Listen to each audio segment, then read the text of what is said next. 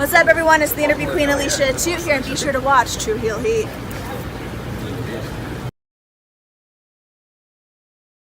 Well, what do we got over here? Bada boom, Real's one in the room. How you doing? You are listening. Big boobs, huh?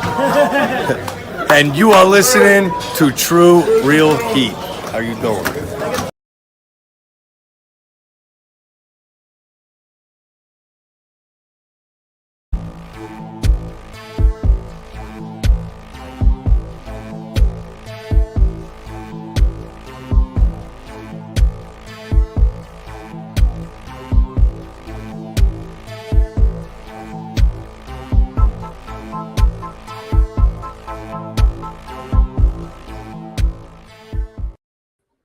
It's Saturday morning, and you know what that means. It's time for some True Heel Heat. And look at us, we're an hour early this week, as we're going to discuss all of the fallout from Summerslam and StarCast 5 weekend. Karrion Kross is back, Bayley is back, Io Shirai is Io Sky now, Dakota Kai is back, a whole bunch of returns, a tractor, some old men having their last match. We're here to discuss it, and it's the core trio of hosts, so let's get to it.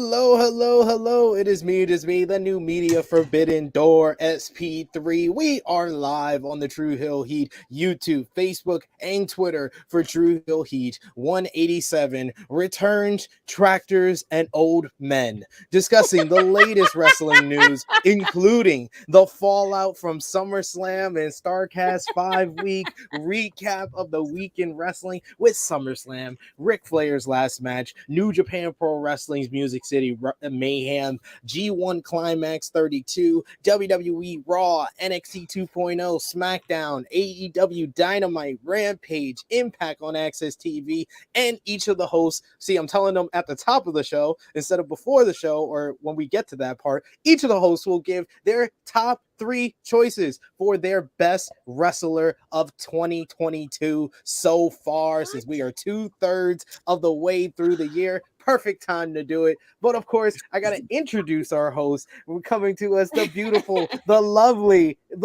background, Miss Krssi Love. Good morning, everybody. I hope everyone is well. It is very, very early, but I don't mind it, so it's cool. Let's get this popping. How's everybody? Good morning. Hi, JJ. Welcome back. Hey, boo. Friend. Hello. Miss you. I miss you. I don't know about this guy. I never get that type. And you never get that type of greeting from either one of them. But that's not true. That's really not true, friend. That's why do you have to make up lies already? Right. He don't get the heart greets and everything from me in person, but he gets the love in person. Right. You know, I'm not saying that. No, I'm not. We got the same energy. We got the mayor of Titan Nation, the resident True Heel alcoholic himself, and the candle maker. He is the returning Brock Lesnar of the True Heel Heat YouTube channel, or should I say Roman Reigns, as he loves Roman Reigns, and he's a part-timer too, or The Undertaker. He is Top Guy JJ. Here we go with unannounced rankings, shade at the beginning of the show, and jealousy to start off a Saturday morning. This is the best way to start a Saturday. You know, jealousy, envy, and hate. Dang, what's up, True Heels? I see y'all in the chat. What's good, y'all? What's good? Who let Enzo do our greeting wrong? Okay. That's on our the producer. way I laughed at that was hilarious. First of all, and he did it with like such confidence, like he got it right too. Like, right, yeah, like. I love our producer didn't even do okay, can we take another take so you can say it right? Now he was like, no, we're just gonna go with that. So I was like, oh, that's a perfect drop. We see Alicia too, who's a professional, gets it correct, and then we get Enzo. You should have had him on the blooper side. You should have been on the blooper side. I love bloopers to start the show. It always going to make people pop in the live chat. Speaking of the live chat, we want to hear from all of you, hear what you thought about the fallout from SummerSlam week. So let us know in the live chat. This is an interactive show, but we're also a self-funded channel. So the best way to have your comment highlighted on screen, if you want to hear our thoughts, want to hear Krssi Love's thoughts, want to hear Top Guy JJ's thoughts, or myself, is with a super chat donation. It's the best way to help out the channel, helps the channel grow, goes to all our contributors here, and it's the best way to have your voice be heard. Like our resident favorite Jew of the True Hill Heat YouTube channel, Alan Weinstein, ALW, saying with a huge super chat donation. Thank you so much, Alan Weinstein. Always appreciate it. The only Weinstein who matters. And check out Alan Weinstein, CM, Slam and Sammy Joe, and Annika. They got their own channel now. I love when the community is coming together and making their own channel. Workhorse Wrestling Network. They did their first watch along last night for AEW Rampage. Alan Weinstein, I may have not responded to your Twitter, but I'm giving you a plug very early here. But yes, he says, for the war chest, thank you, THH, and as always, fuck Matt Taven. Perfect way. Oh, y'all gotta drop that link in the chat. Y'all gotta drop that link in the chat. I had no idea about this. The community and the love, the heels is getting together. Oh, that's amazing. See, amazing. I'm gonna put it in the chat very early because he gave us a very generous super chat donation. So I am putting the link in the chat on Facebook. Yes. On YouTube. So that's the link right there. I was checking out before we went live here. So I got to show some love to the community coming together because I love to see it. We got Christopher Ryan Cooper here with us saying, good morning, my True Hill Heat fam. The aforementioned CM did great on that watch along for what I saw, bringing that charisma that she does in the live chat on screen. Love to see it. Alan Weinstein also adding SP3, Miss Krssi Love, and Top Guy JJ. What is do y'all? Happy Saturday morning. Y'all can't shake me. Start an hour early, and I'm still here. Yes. See. Some love, got some love. And he also says SP3 is just not lovable. Fair. I mean, have we not seen him for the past 4 years, 5 years? Have we not seen the insufferableness? Hey, we're 2 weeks away, Top Guy JJ. I don't care what time we start. You got to pop in. We're 2 weeks away from our 5-year anniversary. That is very true. 2 weeks is August 20th, right? Yes, August 20. I think it was August 21st, 2017 was the first ever True Hill Heat. 5 years, man. I'll be here next week. There you go. See, there it is. So I'll be here next week again for the full episode. Oh my God. It's like when Krssi, it's like when Brock Lesnar shows up on back-to-back episodes of Raw. It's like, oh my God. I gotta be in both cities while we doing the tour. I gotta do Brooklyn and Manhattan. Lovely stuff. We got CM who says the best JJ, the amazing Krssi Love.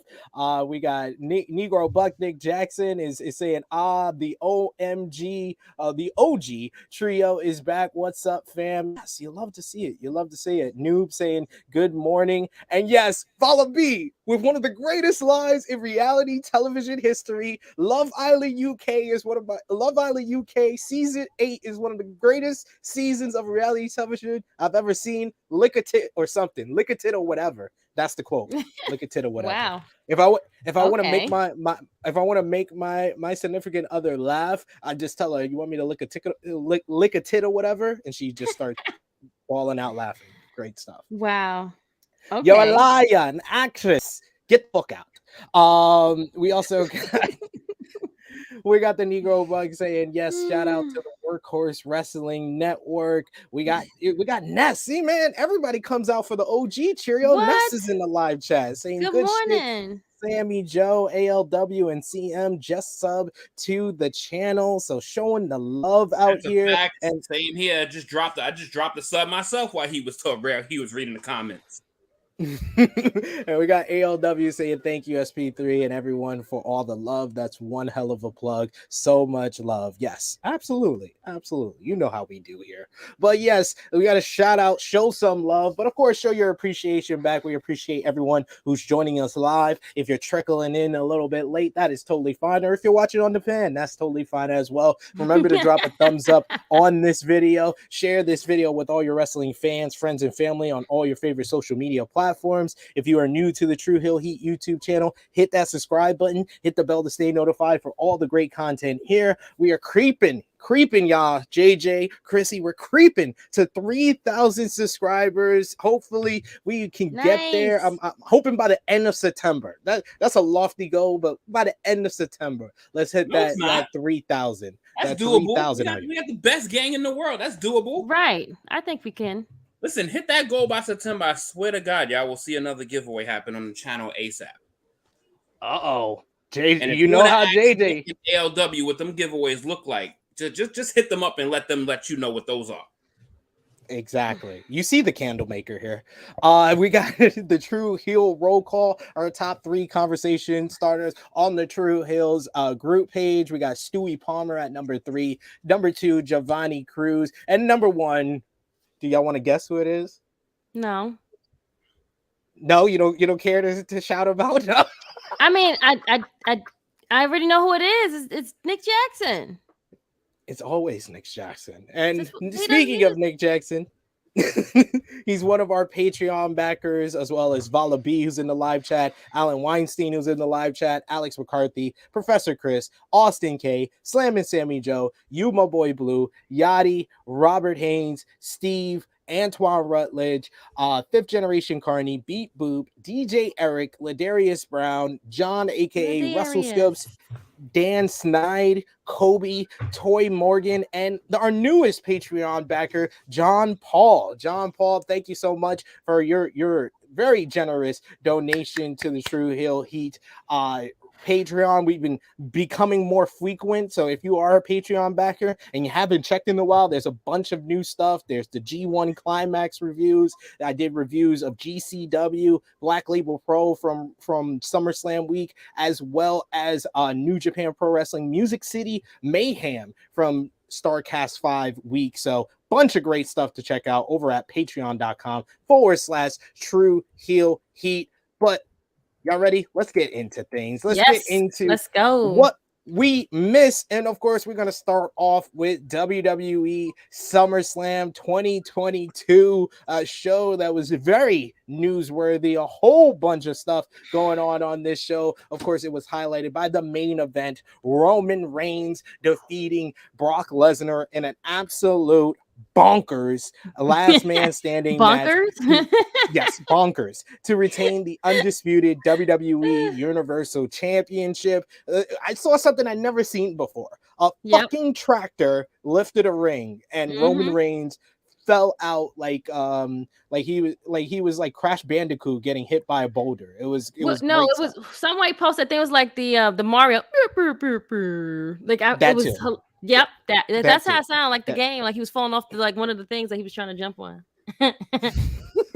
You also had Bianca Belair beat Becky Lynch in a great opener to retain the Raw Women's Championship. Post-match, the two ladies shook hands and hugged, further cementing Becky Lynch in her rightful place as a babyface. And then post-match also you had Bayley return after the match and was then joined by an also returning, formerly released Dakota Kai, and the returning from injury Io Shirai, now called Io Sky. They stare down with Belair, who was then joined by Becky, who officially turned babyface with that move. Logan Paul defeated The Miz in an awesome performance by Paul in only his second match of his damn career. This guy, he's making it hard to hate him.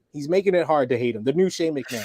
The Mysterios defeated the Judgment Day in a no disqualification tag team match thanks to interference from the returning Edge. You also had Liv Morgan beat Ronda Rousey in controversial fashion to retain the SmackDown Women's Championship. Post-match, Ronda snapped and tried to snap Liv Morgan's arm and attacked the referee as well, who missed Liv tapping out at the count of 2. So a bunch of big things happened at SummerSlam. Top Guy JJ, what did you think about the show overall, and what was the highlight of the night for you? I wasn't sure if I was watching WWE last week. Like, I had a blast watching SummerSlam. Like, it was a damn good show to me. Like, I don't know if I was just out of the loop for so long and if I just missed it, but I had a blast watching it. I would go as far as going some batshit crazy and saying that might be my WWE show of the year. Like, I had a freaking hell of a time watching this show. Like, it was really good. And I don't know if it's the change of guard, if that had any effect on it, but holy shit. Like, I was not expecting that. I was not expecting that last week. Highlight? Oh man, that's gotta be seeing the 3 ladies return. I mean, that's gotta be it for me. Like, seeing Bayley, and then I marked out for Dakota Kai when she came out, and then you follow that up with Io Shirai when we all thought Dakota Kai was gone. Like, that shit was straight amazing. Like, Edge's return was fire as well. Like, it wasn't really, but okay. The main event, I don't even know if we have a segment for the main event, but that main event was fucking ridiculous. It was ridiculous in a fun way. Like, this is not like these are banger matches. It was just fun. Like, it was just fun to watch. It was a freaking barn burner. Like, I don't listen. I like I said, I don't watch WWE very often. So when I see these things happen, I'm having fun. So, and Ronda Rousey, the way she lost, bro, the way she lost, and then Liv looks like the biggest loser for a champion. Like, she's just gonna keep losing to win. That's what it seems like. That's just gonna be her trademark for her championship run. Like, that was like, dude, come on, bro. Like really? Like, this, it was justifiable why she spazzed. Like, it was all justifiable reasons. So, like, nothing didn't make sense. Doesn't matter. She still lost. It's okay. But listen, hey, it did matter. It did matter if you heard the crowd on SmackDown. Just saying. We didn't get there to that point. I was gonna wait for that. Liv, I don't even know what y'all about to talk about, but Liv is gonna be one of the most wackest champions ever, and I think that response is gonna come sooner or later. So, like, I only think it happened because of what happened, like the controversy of, like, she was doing okay, and then that part happened, and then that. But she wasn't. She was getting washed that whole match. Like, Liv, it was 4.5 minutes, and I would say Ronda dominated 3 minutes and 50 seconds of it.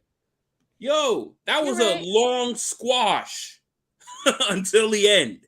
Like, Liv Morgan got her ass handed to her, showing she ain't worthy of holding that championship in that division, especially. Just saying. But jeez, I had a good time watching SummerSlam. I had a hell of a time watching SummerSlam. I ain't gonna front. Krssi, you got to talk about SummerSlam on our roundtable review. Yes. Definitely go out of your way to watch that. But it was yeah, you didn't get to finish off. What did you think about that main event, which we all kind of a lot of us thought it was the match of the night. I think Josh was the only one who didn't give it the match of the night, gave it to Becky and Bianca. But what did you think about the main event? No. Good shout out to Becky and Bianca because they delivered. They did an opener. I think they set the tone for the show. Yep. If that makes sense. Yep. They definitely set the tone. Those ladies, I just think that they have great chemistry with each other. And now that they're both faces, now I guess we won't be able to see them, do anything again. But the chemistry between those two ladies are just, amazing. And then again, to transcend the whole story from like a year ago to like right now is just amazing. But I definitely have to give the match of the night to the guys. They closed out the show. He had a damn track. Like, who does that? Like, okay, I have to be the person that said, okay, we have to do something different. We have to transcend and like set the tone of how we want us to look now. And like JJ said, I don't know if I was watching WWE because it just felt like a different show. I don't know what happened. I don't know what Paul said because he's not Hunter anymore. He's Paul. I don't know what Paul said to everybody. It's like, you got to go out there. You're going to do you're going to do your thing. However, in between the middle of the show was like a soggy little, soggy sandwich. But the beginning and end, I was ready. I just loved it. Like, I love that. It was a soggy sandwich. It wasn't a soggy sandwich. It was. We talked about that on. We talked about that on the review, catch, bro. I mean, I didn't see it until afterwards. That was amazing. Yeah, he winked at him. That was smooth. That was a whole G code right there. What the fuck? Like, are you serious? But that's the thing with WWE pay-per-views. If it starts great and it ends great, people are gonna say it was a great show. I thought WrestleMania, yes, exactly. WrestleMania 38 Night 1 was a more overall better show, especially when you hit Bianca and Becky on. I think the show was hitting a little bit higher highs, but I don't think there was a better show as far as WWE that had that cool of a opening that made people excited for what's to come with Bayley, Io Sky, and Dakota Kai coming out, staring down with Bianca Belair, course correcting Becky Lynch, who tried so hard to get people to boo her for the past year, making her a babyface because she's one of the greatest freaking babyfaces in WWE history. Just make her be that. And then the ending with the best singles match between Brock Lesnar and Roman Reigns that didn't involve really anybody else. That was their best performance against each other. So great stuff all around from SummerSlam. We also Logan Paul. I was waiting for the Logan Paul mention. Like, oh, you wasn't gonna get that from me, but okay. Word about Logan Paul. Like, look, I don't care about the guy.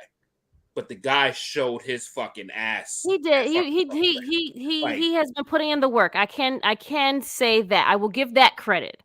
But that's it. And he looked great. I mean, his outfit. He wore the same outfit he wore at WrestleMania, so it's fine. Whatever. You didn't get nothing new. So you got all that money, but you can't. He wore the same outfit his whole career. Cold. He's like The Rock. All he did was change up the color of the Brahma Bull for years.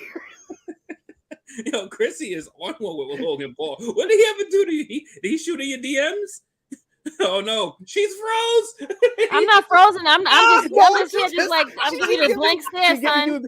She giving you the mom look. When her kids making noise in the background, like, yo, did he shoot in the DMs or something? Like, what happened here? I don't like the guy. I don't care. But I'm just trying to understand where the hate is coming from.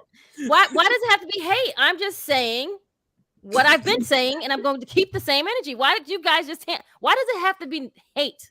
Why just can't be like because it's not positive. hey, the opposite of love is hate. I mean, you can only there's no in between. It's fine. He was a part of the soggy sandwich, so it doesn't even matter. But he was John that flavor Paul of the soggy sandwich. You see, like when you get a little bit of flavor in that sandwich. He was the last. Yeah, he was the last bit of good stuff in the beginning, and then it went downhill with Bobby Lashley and Theory.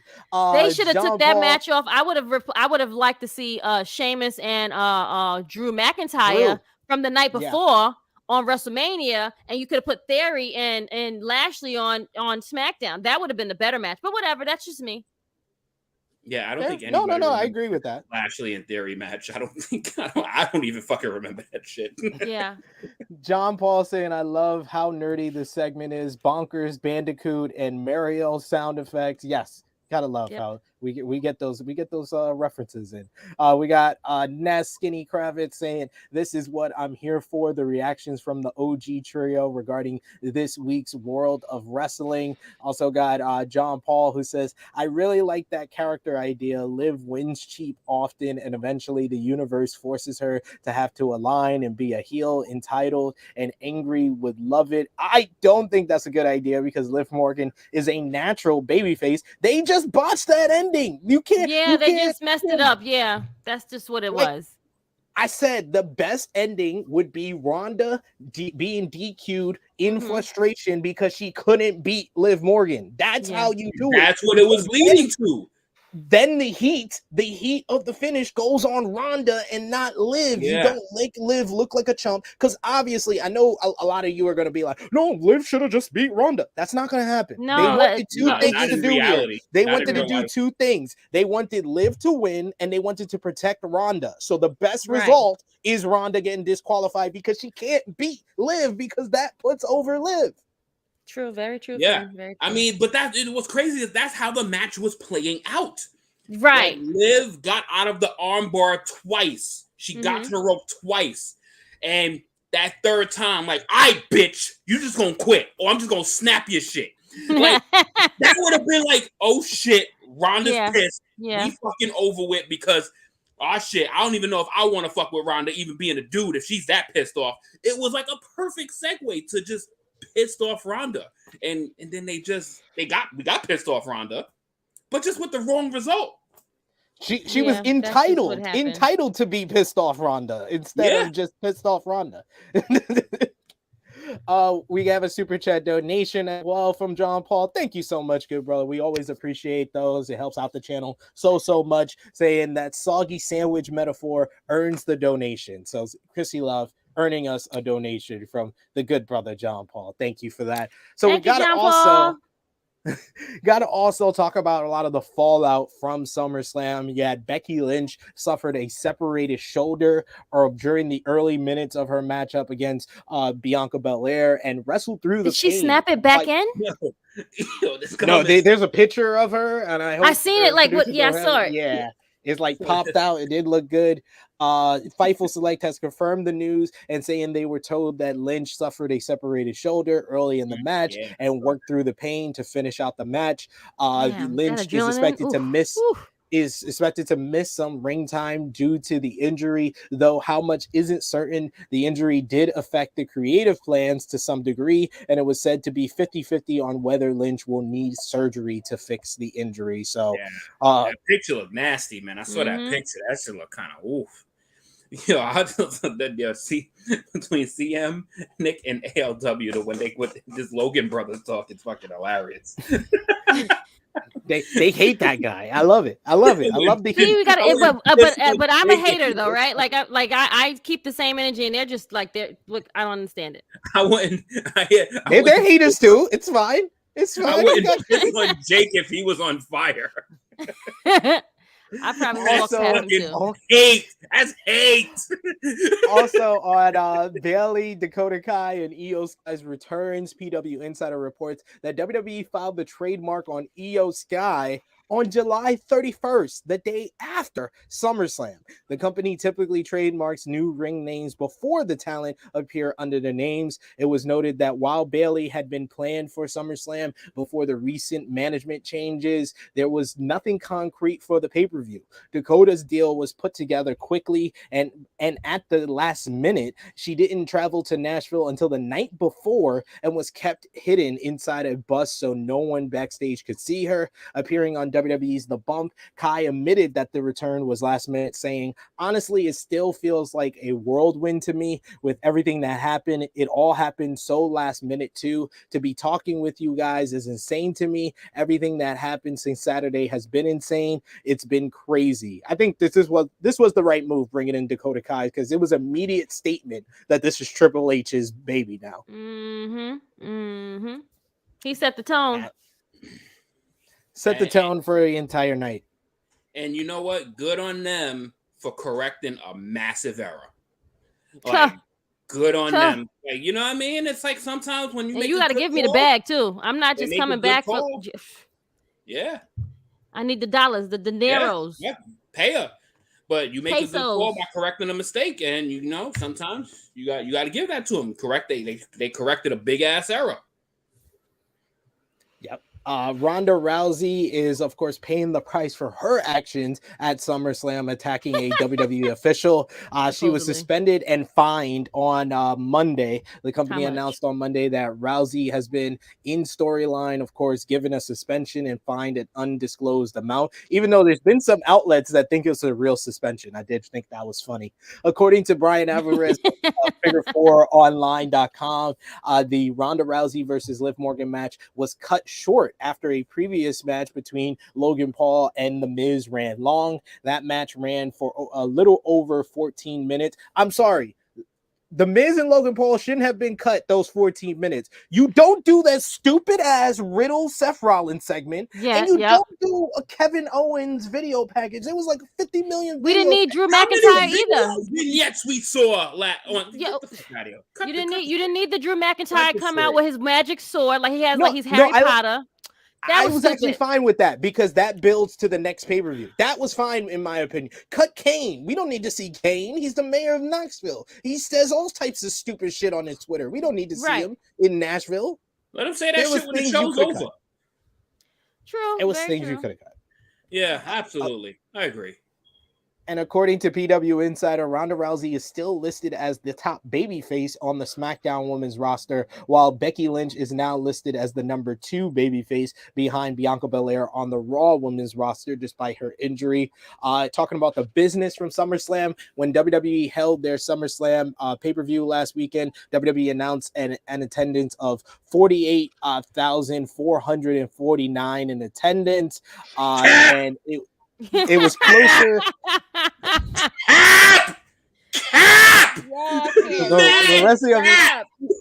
The Wrestling Observer newsletter reports that it was actually 40,117 with 37,000 paid. Obviously, this conflicts with WWE's announced number and initial reports. The Wrestling Observer notes that SummerSlam was down from last year's show in Nashville, but with higher ticket prices, it was actually up in gross revenue by 40%. That was the number given by WWE and includes live gate, merchandise, VIP experiences, the Undertaker show the night prior, tickets to tryouts, and more. It had a lower attendance from last year, but made more money.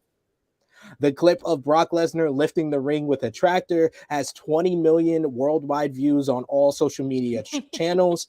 On standard pay-per-view, which is not the main source of views for WWE anymore, the show had 18,600 buys, around 81 to 80% of what WrestleMania did for both nights, 23,600 and 23,300 for the respective two-night WrestleMania. Of those who bought SummerSlam, only 7% also bought AEW Double or Nothing, while 92% didn't.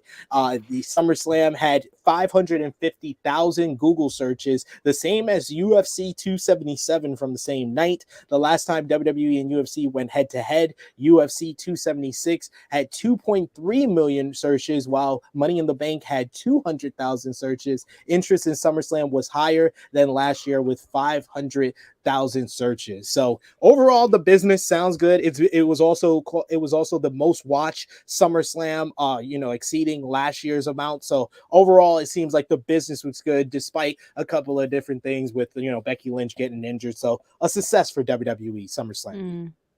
Yeah, it was a good show. But don't be lying about that extra 11,000 people that wasn't there. We saw that whole shit tarped off. We saw that whole side of the field tarped off. Yeah. Fucking liars. I love it. Yes. What's the point of it? Like, it makes you guys just look stupid. That's the whole, you don't have to lie about it. Why you gotta lie, Craig? It's okay. You ain't got a lot to kick it, Craig. Right. Ric Flair's last match was also over last weekend, and my, this was a show. How was it? This was a show.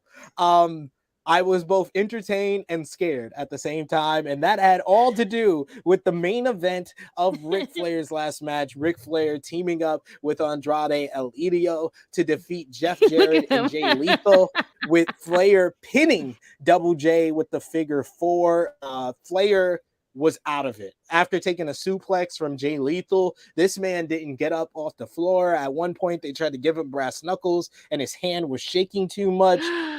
No way. Yeah, and on the figure 4, he didn't even get his shoulders up. So it should have been a double pin, but they only counted double Jay's shoulders. But yeah, Double J though, Jeff Jarrett, he was the star. He was the MVP of this.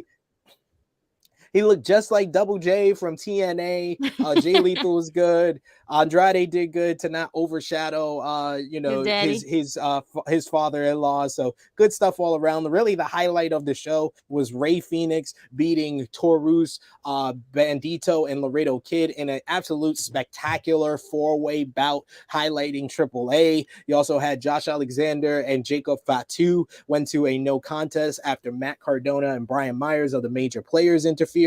Cardona received a diamond cutter from DDP for his troubles. Jordan Grace beat Rachel Ellering and Deonna Purrazzo in a three-way to retain the Impact Knockouts World Championship. And the Motor City Machine Guns defeated the Wolves in a fun opener. But of course, the story is Ric Flair. He's alive, guys. That's all we can say. It was a success. He's alive.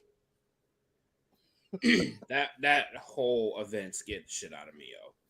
That I don't blame you. Like, whoa, going up, yo, that suplex. They were about to do a superplex. I was praying, and they decided not to. So I'm thankful that someone was smart enough to be like, nah, let's not. We can't do that. He faked a heart attack, ladies and gentlemen. He faked a heart attack during the match because he's the dirtiest player in the game. He faked a heart attack, and Conrad Thompson almost shit himself. He jumped up so fast. According to Peter, ain't Conrad his other son-in-law? Yes. According to PW Insider, doctors were waiting for Ric Flair backstage as soon as he returned to the area following the show. Flair was checked out by two different doctors backstage after the match and is great, quote unquote. Flair was said to be spent after the match, and once he rested and was checked out, he was saying that he was starving and needed to eat. So he was heading out for the evening. He partied with Kid Rock, like he said in his post-match promo. Some more talent were present at Ric Flair's last match pay-per-view who did not show up on the pay-per-view broadcast. PW Insider reports that Michael P.S. Hayes of WWE, News Mike Lombardi, Shane Helms, Mojo Rawley, and Rey and Dominic Mysterio were all backstage at the event, as well as Charlotte Flair. In addition, 90 Day Fiancé's Tim Malcolm was at all the Flair events for the week, as he is a big wrestling fan. Per Dave Meltzer in the latest Wrestling Observer newsletter, WWE approached Starrcast about filming the event for a future documentary. He said WWE did, however, try to get involved and film the event for a future documentary. There were negotiations where WWE wanted to film. Have their hand on every damn thing. Jesus, you can't just let people just like. I'm sorry. I'm sorry. My mic was. Conrad Thompson, in exchange, wanted to be able to use WWE-owned footage, which likely would have been more Crockett footage than that WWE owned to help promote the show. But the two sides weren't able to make a deal for either thing. But like AEW showed a clip of Mance Warner on television, it is likely WWE will make a deal for some footage down the line. So we shall see. And as far as business, Ric Flair's last match was a huge success and was one of the most successful independent events in recent history. The show had an attendance of 6,800 fans with a live gate of $448,502 for an indie show. Gate. Right, yes, that part. That's the second largest independent gate in North America, just behind what show, JJ? What do you think is the largest gate for an independent show? You went there. I would say that GCW shit that I got COVID from. No, New Japan. No, all in 2018. Yo, 10,000. They did 10,000. I'm sorry. I thought you said this year. I'm sorry. No. I said you went there. No, that's my fault. I thought you said this year. So I got that fault. It's just okay, behind friend. all in, they did 10,541 paid and 458,525 live gate. Ric Flair's last match had between 20,000 to 25,000 streaming pay-per-view buys and around 4,200 TV cable buys. And of those who bought WWE SummerSlam, only 2% also brought this show. So it went to a whole different market than what SummerSlam was going to. So a success all around. Ric Flair lived and they made money. He made people pay for these shows. I ain't He was gonna promoting. lie. He was on TMZ, so he was promoting it. That's how serious it was. I saw that price. I was all out. How much were they charging? Nah, B. That shit was like $40. That's not that bad. Nah, B. Nah, that's not bad actually, compared to what you usually pay. That Fight is TV. Call us. We want to make a partnership. Show, Fight TV. So you wanted to play what? $20? 20 cash. That's 20 cash, bro. Like, what are we talking about right now? That's 20 cash. Yo, I'm done. I love it. And CM, he's not wrestling in Puerto Rico. He's going to be in Andrade's corner in Puerto Rico. He is probably going to do some spots, but he's not technically wrestling, to be fair. And Marcus Ryan says, as much as the match was uncomfortable to watch, it's good to hear that the buy rate did well. So this is true.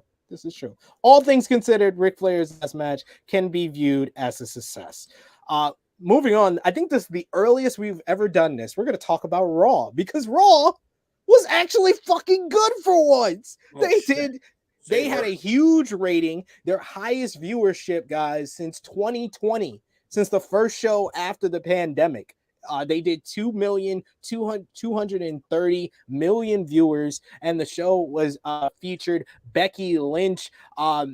She confirmed her injury and babyface turn, but was attacked by Bayley's new group, who made her injury worse. Bayley, Dakota Kai, and Io Shirai then went on to attack both Asuka and Alexa Bliss during their matchup.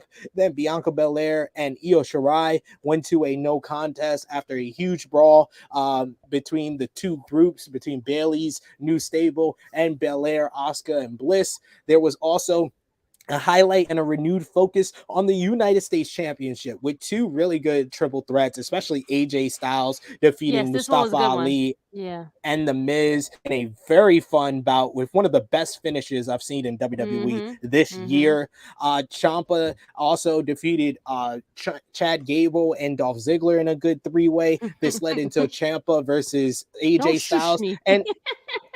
And Ciampa defeated AJ Styles to become number one contender for NXT in the house. This comes off the heels of it was Fightful that put out a report early on Monday that there was going to be an enhanced presentation of Ciampa moving forward. They were going to do more matches with him, highlighting his ability, and they did that on Raw already. He versus Bobby Lashley for the U.S. title next week on Raw.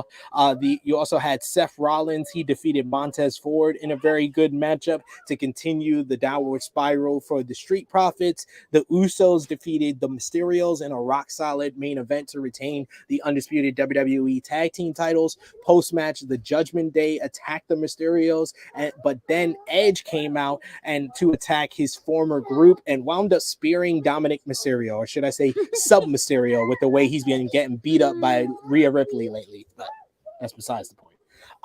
But yes, Raw was actually good. What did you think about Raw this week, Krssi? Raw was good. They are, putting themselves back as the main show, obviously, because they don't really care about SmackDown. But we'll see what happens. I mean, but not a bad show. Solid. The triple threat match between AJ, Mustafa, and The Miz was one of the matches of the night for me. 100 times. Right, and then the finisher is like these guys can and I was like, so happy that they put Mustafa in there, even though he didn't win, but still, nevertheless, they gave him some type of shine, and I thought that was really, really good for him, because there's no reason why he has not gotten a belt yet. Come on, guys! You gave it to Ricochet, you could give it to him too. Come on, come on. We don't need Bobby Lashley, right?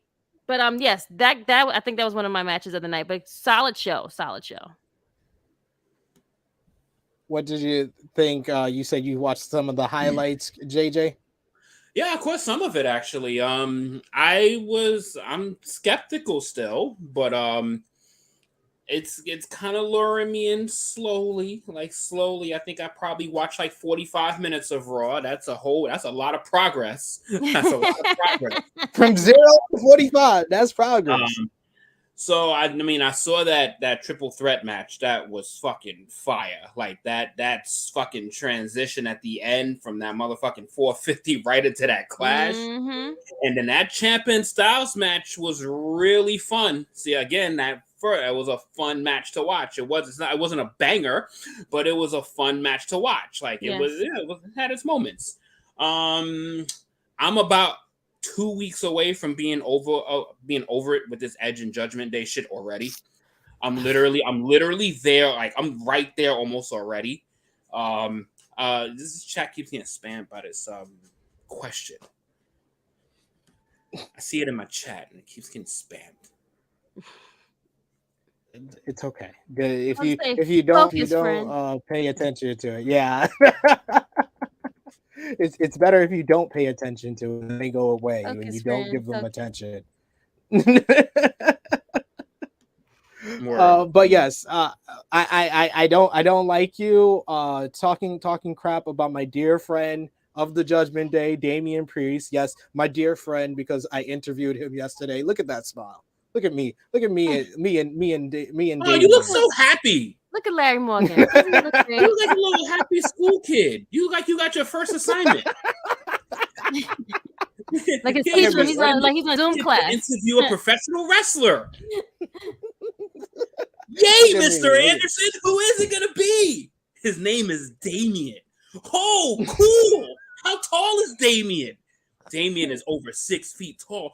Oh my God. Damien is over 6 feet? Who does he wrestle? Edge. Oh. You done? You done now? Coming out of Raw, the mood backstage was largely positive, recording WWE's recent changes or reports from Fightful Select with Triple H at the head of the creative following McMahon's departure. The August 1st show was said to be a statement from the new leadership. More wrestling and stakes were featured with fresh matchups and more women's events evident as well. There was also evidence of lesser utilized figures used on the program. There was a specific focus on Ciampa being centered in the show, and his reception by staff as a member of the company's main roster has been largely positive. Even those not in the WWE Raw event had great things to say. A member of NXT's roster said the quick return of Dakota Kai was a good sign and promises hope for their future too. Other WWE talent reported excitement about facing different opponents week to week and hope that change remained intact moving forward. Other sources express optimism about Ciampa and Mustafa Ali being given an opportunity to showcase, and the greater focus on women's wrestling was noted by a significant talent outside of WWE. The tone shift backstage was notable against the mood even in the past few weeks, to say nothing of the chaos after January's Royal Rumble. Fightful reports that over 24 wrestlers were interviewed and none expressed significant concern about Vince McMahon's creative exit, and Triple H was also given credit for his visionary approach and integration of former McMahon efforts such as the Maximum Male model. So seems like positivity in the WWE world coming out of Monday Night Raw. Everybody seems to have enjoyed Monday Night Raw or largely positive about it. So can't say nothing but good things about it. So good stuff. We also got in the live chat here, Marcus Ryan saying the ending of the triple threat match was so creative and timed perfectly. Totally agree there.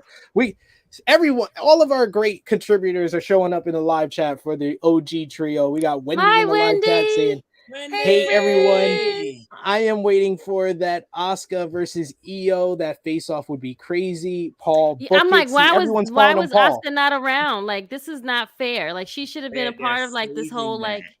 I know. Well, she's a part of that storyline now. That's what I'm saying. Yeah, they put her in. Better late than never. Frantic World saying, I'm glad WWE is doing a little bit better, but I'm still not watching all WWE shows. Okay, that's fair. Marcus Bryan saying Bayley teased adding another member to the faction. Who would you like to see it be? Tegan Knox, maybe? Question mark. No. No, you don't want Tegan? I think Tegan's a better babyface, so I could see that. You mean like this Bayley, Io, and Dakota faction? Yeah. Nah, leave it like this for now. Stop trying to touch shit. Just let it get started. Like, just let this shit ride for a minute. Like, can they have a match first? Like, let them be like really like the toxic attraction of like Raw, whatever. Like, let them fuck up shit over there and like do stuff, and then we can maybe like not even like I really don't think you need another member, to be honest. Yeah, leave it alone. Just let it be. Like, let it like soak and let them be their faction, and let it marinate for a little bit. You know, you gotta let them let it marinate. It's only like a week old. It happened last week. 3 badass women is enough. The fuck y'all want 7 of them for? Can them 3 shine? Yes. I love it. I love JJ getting upset. This is what I'm here for. Next, we got to talk about very quick. Who's next? Very quickly, let's talk about where Dakota Kai and Io Shirai came from. WWE NXT 2.0. They were up in the ratings as well. 649,000 viewers for this week's show. The show featured a new champions being crowned as Kaden Carter and Katana Chance finally defeated Toxic Attraction, Ivy Now and Tatum Paxley, and Valentina Feroz and Yulisa Leon to win the NXT Women's Tag Team titles in a pretty good opener to the show. You also had Carmelo Hayes beat Nathan Frazier to retain the NXT North American title. The Creed brothers defeated Tony D'Angelo and Stax to retain the NXT Tag Team titles, as the returning Santos Escobar cost his old boss Tony D the championship, and Solo Sikoa defeated Jan Wagner, as I like to call him, in a Falls Count Anywhere matchup. He's boring as hell. Jan Wagner. But yes, a pretty good show from NXT. Not as mind blowing an improvement as what we saw on Raw. But you know what was really good? We know what was an improvement on what we've been seeing? Last night's fucking Smackdown. Smackdown actually had some things happen, and the big thing is in the title for this video, so let's talk about it. The show closed with a shocking return as Karrion Kross with Scarlett Bordeaux appeared to attack Drew McIntyre, and then Scarlett placed the hourglass in the ring for Roman Reigns to let him know his time is coming. Tick motherfucking tock. Sami Zayn tried to see Roman Reigns throughout the night, but was shut down repeatedly by the Usos, who said he needed to show his worth or they would take his bloodline shirt away. Shinsuke Nakamura beat Ludwig Kaiser to retain to earn an opportunity at the Intercontinental Championship against Gunther next week. Ricochet defeated Happy Corbin thanks to a distraction from Pat McAfee, and also Shayna Baszler defeated won the gauntlet by defeating Raquel Rodriguez, who defeated 4 other women before that, to earn herself an opportunity at the SmackDown Women's Championship coming up at Clash at the Castle on September 3rd. Before that, Liv Morgan cut a promo and was booed out the motherfucking building for that stupid finish at SummerSlam. Even the fans telling her you tapped out, which Liv babyface response said, "I appreciate you calling me out on my shit." But she still didn't have a good excuse for tapping out. Yeah, no. The whole interview shouldn't happen, but listen. It was very awkward. It was cringeworthy to watch, to be honest. Like, it was really bad. I need to go back and watch that. Yeah, it was that part of the show was very cringing, to be honest. And I can't even like make excuses for it. It was bad overall. I'm sorry. And then she was like, "Yeah, I know, guys." Like, she tried to get them to be on her side and it didn't work. That's the problem. It didn't work. Like, I know this had to get under Krssy's skin. This had to get under Krssy's skin because they were so upset at Liv, they started a Ronda Rousey chant. Yes. I was like, yo, this crowd is really turning on. Love it. Oh, Like, I'm maybe it was definitely watching this interview now. I felt vindicated. I felt vindicated because I said that was the wrong finish. We was right. We was right. I was right. I was like, it was just so like. So Liv has got a chance in a 6-week period to beat Ronda Rousey and Shayna Baszler in a 6-week period. She beat Ronda Rousey twice. And you wonder why she's gonna get booed out of every building? Can you believe any of that bullshit? Well, see, okay, here's the thing, friend. All right, listen. Okay. So yeah. Please. I wanted Sonya Deville to win, to be honest. I didn't want Shayna to win. I just wanted No, I want Shayna to win because if they are Shayna does need this. Shayna needs this. If they're going the direction of Ronda turning heel, Ronda and Shayna as a heel team, a heel duo on SmackDown, I'm here for it. I'm all for it. Give it all to me. Okay, I can. All right. Fuck that whole locker room up. Ooh. Fuck that whole locker room up. I'm here for Shayna to be on top again. I'm here for that. Fuck Liv up so bad she can't be at Survivor Series. Ooh, that's a good one, friend. Hey. Do we really want to see Liv and Bianca at Survivor Series? Do we really want to see that? I want to see Bianca. I don't want to see Liv though. That's what I'm saying. Do we really want to see that bullshit of a match? Like, sorry, Liv Morgan fans. What if you made it something where it was like we add I don't even know if Mandy Rose could be a part. No, it's usually Raw versus SmackDown. It's right, Raw but I know, but maybe they'll do SmackDown something different this year because remember they was doing like the whole NXT was a part of it too, and we didn't really get what we wanted to get out of these whole like champions. So let's do it now. Let's go around this. Let's go around this. Yeah, let's go around this and meet me halfway. But the course of the company right now, Survivor Series is going to be very different this year. That's what I'm saying. See, there's the two main titles unified, both of them. And also a good reason to put Ronda and Shayna together is they announced last night they finally remembered they got WWE Women's Tag Team titles. The tournament for the Women's Tag Team titles will begin on Monday. And of course, we're going to talk about the former WWE Women's Tag Team champions and the news about them when we get to our news rundown. A couple of other notes coming out of SmackDown is that earlier on Friday, Fightful Select reported that Karrion Kross had been discussed as a name of interest for WWE to bring back to the company. Several within the industry outright expected him to return.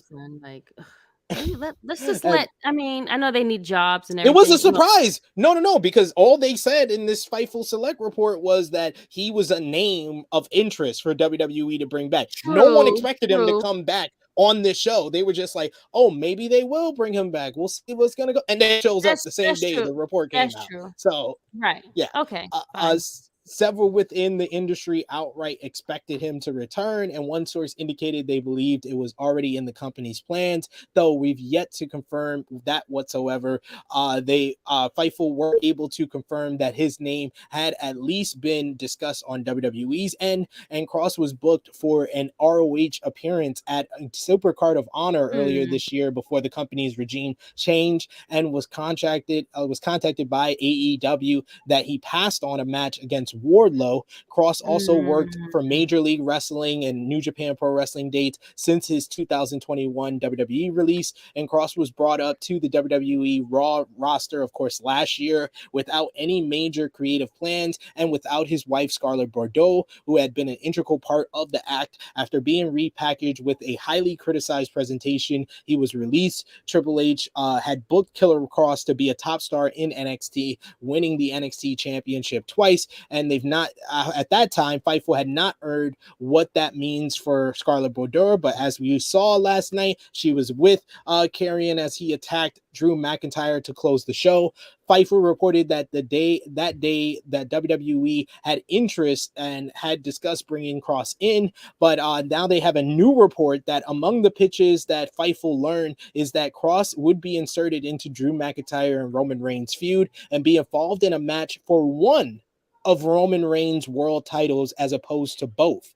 Fightful had also been informed that USA Network wanted a top title featured on the WWE Raw more often, as Roman Reigns is rarely seen on their show since winning the WWE title at WrestleMania. And one USA Network pitch was to even have an interim title, though they're not sure that was ever seriously considered by WWE. Top Guy JJ, what do you think about Karrion Kross's return and being back in WWE and being inserted in what seems like the main event picture? It's like, say it over and over again. It's like, get it right, get it right, get it right, get it right, get it right. And this is the right start. Yep.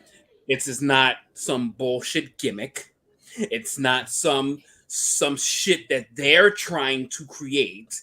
They're letting Karrion Kross be killer. That's it. It's simple. Sometimes simple is better. And don't get in your own fucking way. You ain't gotta create you ain't gotta create magic with somebody that y'all brought in, because that is what people were interested in to begin with. Correct. They want what they saw. They don't want to see what they saw turn into something else. So good start. Butch. Keep it that way. Keep it that way. Butch is the next one. They need to change immediately. Butch should have been the first executive order from when he got that damn creative. But Pete Dunne, I am so sorry. I just want to let you know that this will not happen anymore. We're gonna put you back to what you used to be. We don't need you to be clean up. Paul has got so much to clean up. Paul probably not even slept. He hasn't probably slept in like weeks yet, son. He's probably been up like. But to credit, it's been a really good start so far. I mean, you're absolutely right. So far, so good. I mean, let's hopefully again. We didn't see Butch yesterday. Hopefully, Butch will be Pete. Come back again as a bruiserweight. You know, like bruiserweight, right? Him and Riddle could be together right now. Like that could be a void that could be filled. You know, just saying. He could go against the Usos. They want Riddle in the tag team scene. That wouldn't be the worst thing to do.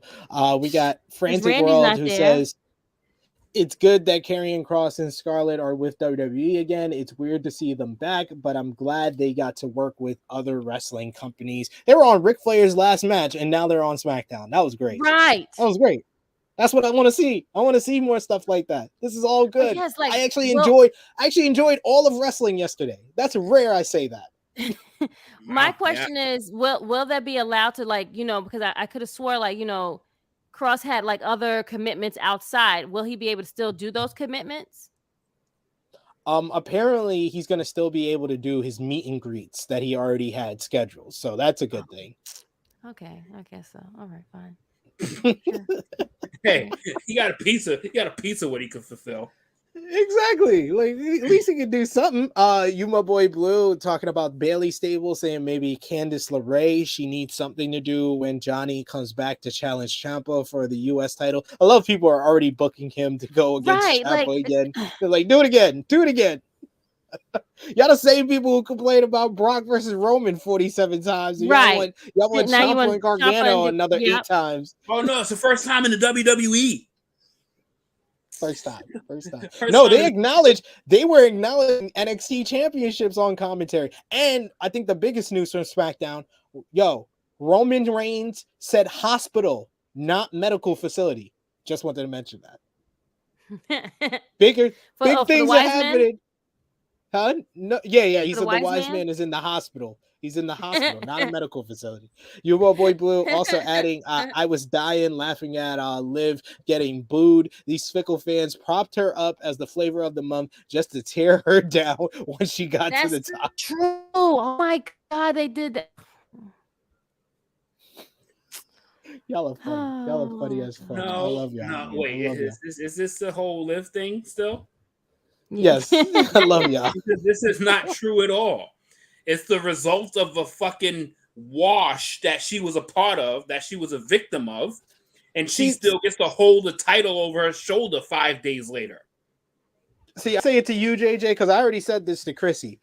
I need y'all to stop blowing smoke up Triple H's ass. Like, we need to be fair. If he does good shit, we're gonna say he did good shit. But that Liv Morgan Ronda Rousey finish was trash. It was trash. That's it. This is his first challenge of his new regime. When he fucks up, we need to acknowledge that he fucked up. And he fucked up. Yeah.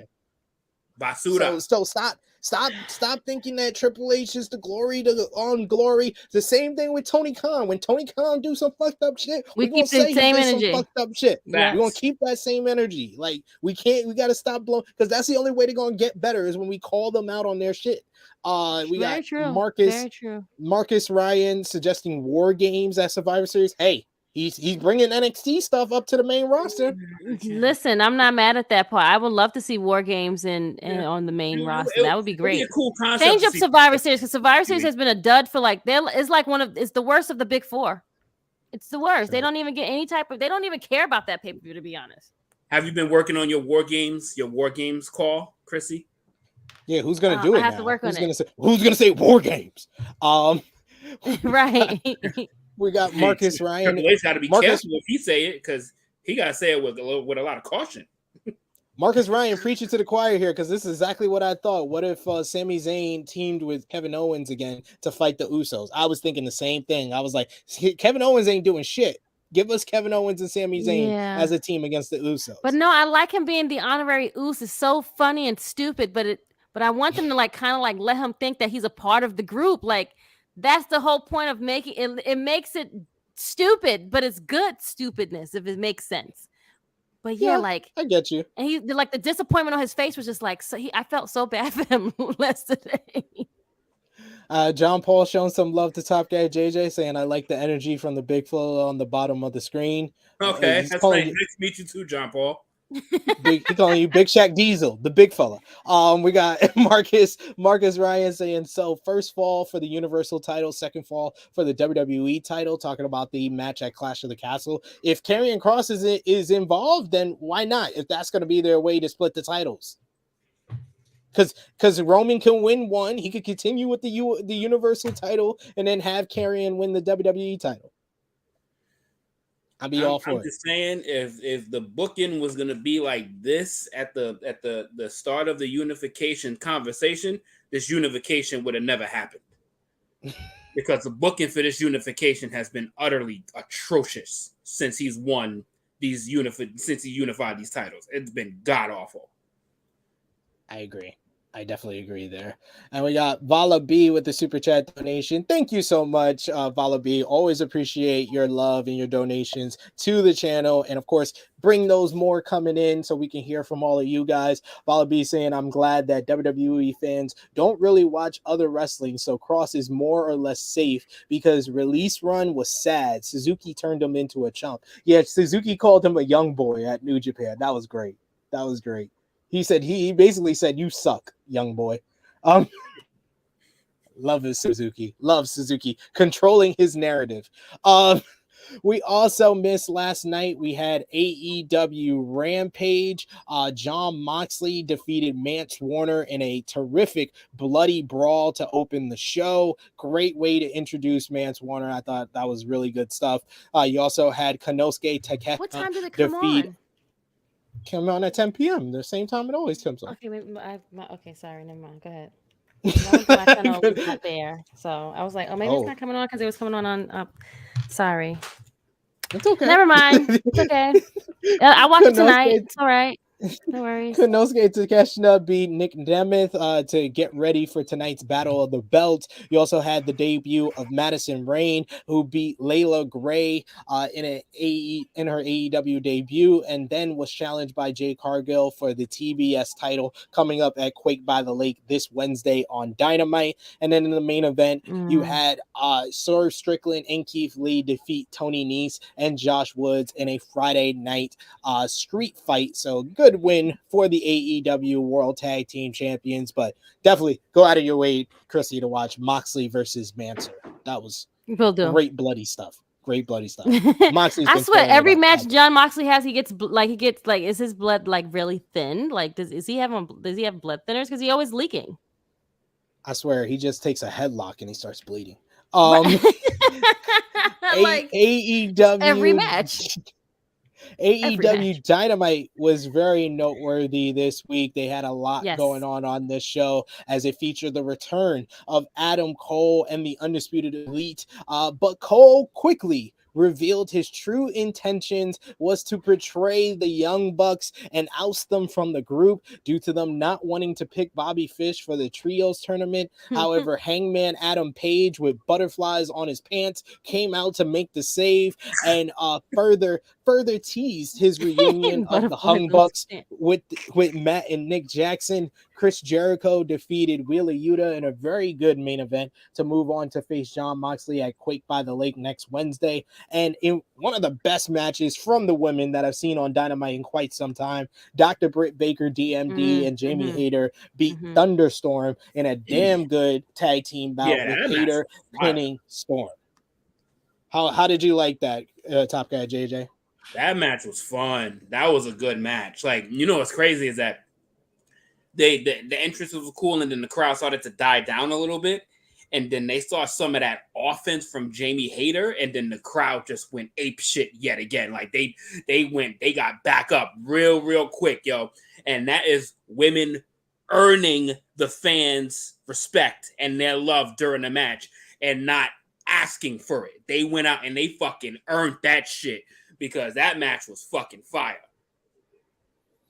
Loved it. I did enjoy that match a lot. And this shows put more women's matches in the first hour, Tony. Do your damn thing. Come on. Yep. And yes, thank you for correcting me, Ace. That was Ryan Nemeth who got beat by Konosuke Takeshita. I just call him Nick Nemeth because he looks like Baby Dolph. He looks like his brother. So. Sorry. Apologies. Thank you, Ace. CM says Moxley lasted longer not bleeding than usual. Yes, he did. It was Mansoor who did a lot of the blood this time, so that was good. And yes, and I agree with Yuma Boy Blue. All of Rampage was good. I was really impressed with Layla Gray versus Madison Rayne. When Rampage is live, it just feels so much fresher than when it's taped. When it's taped, so because people be tired.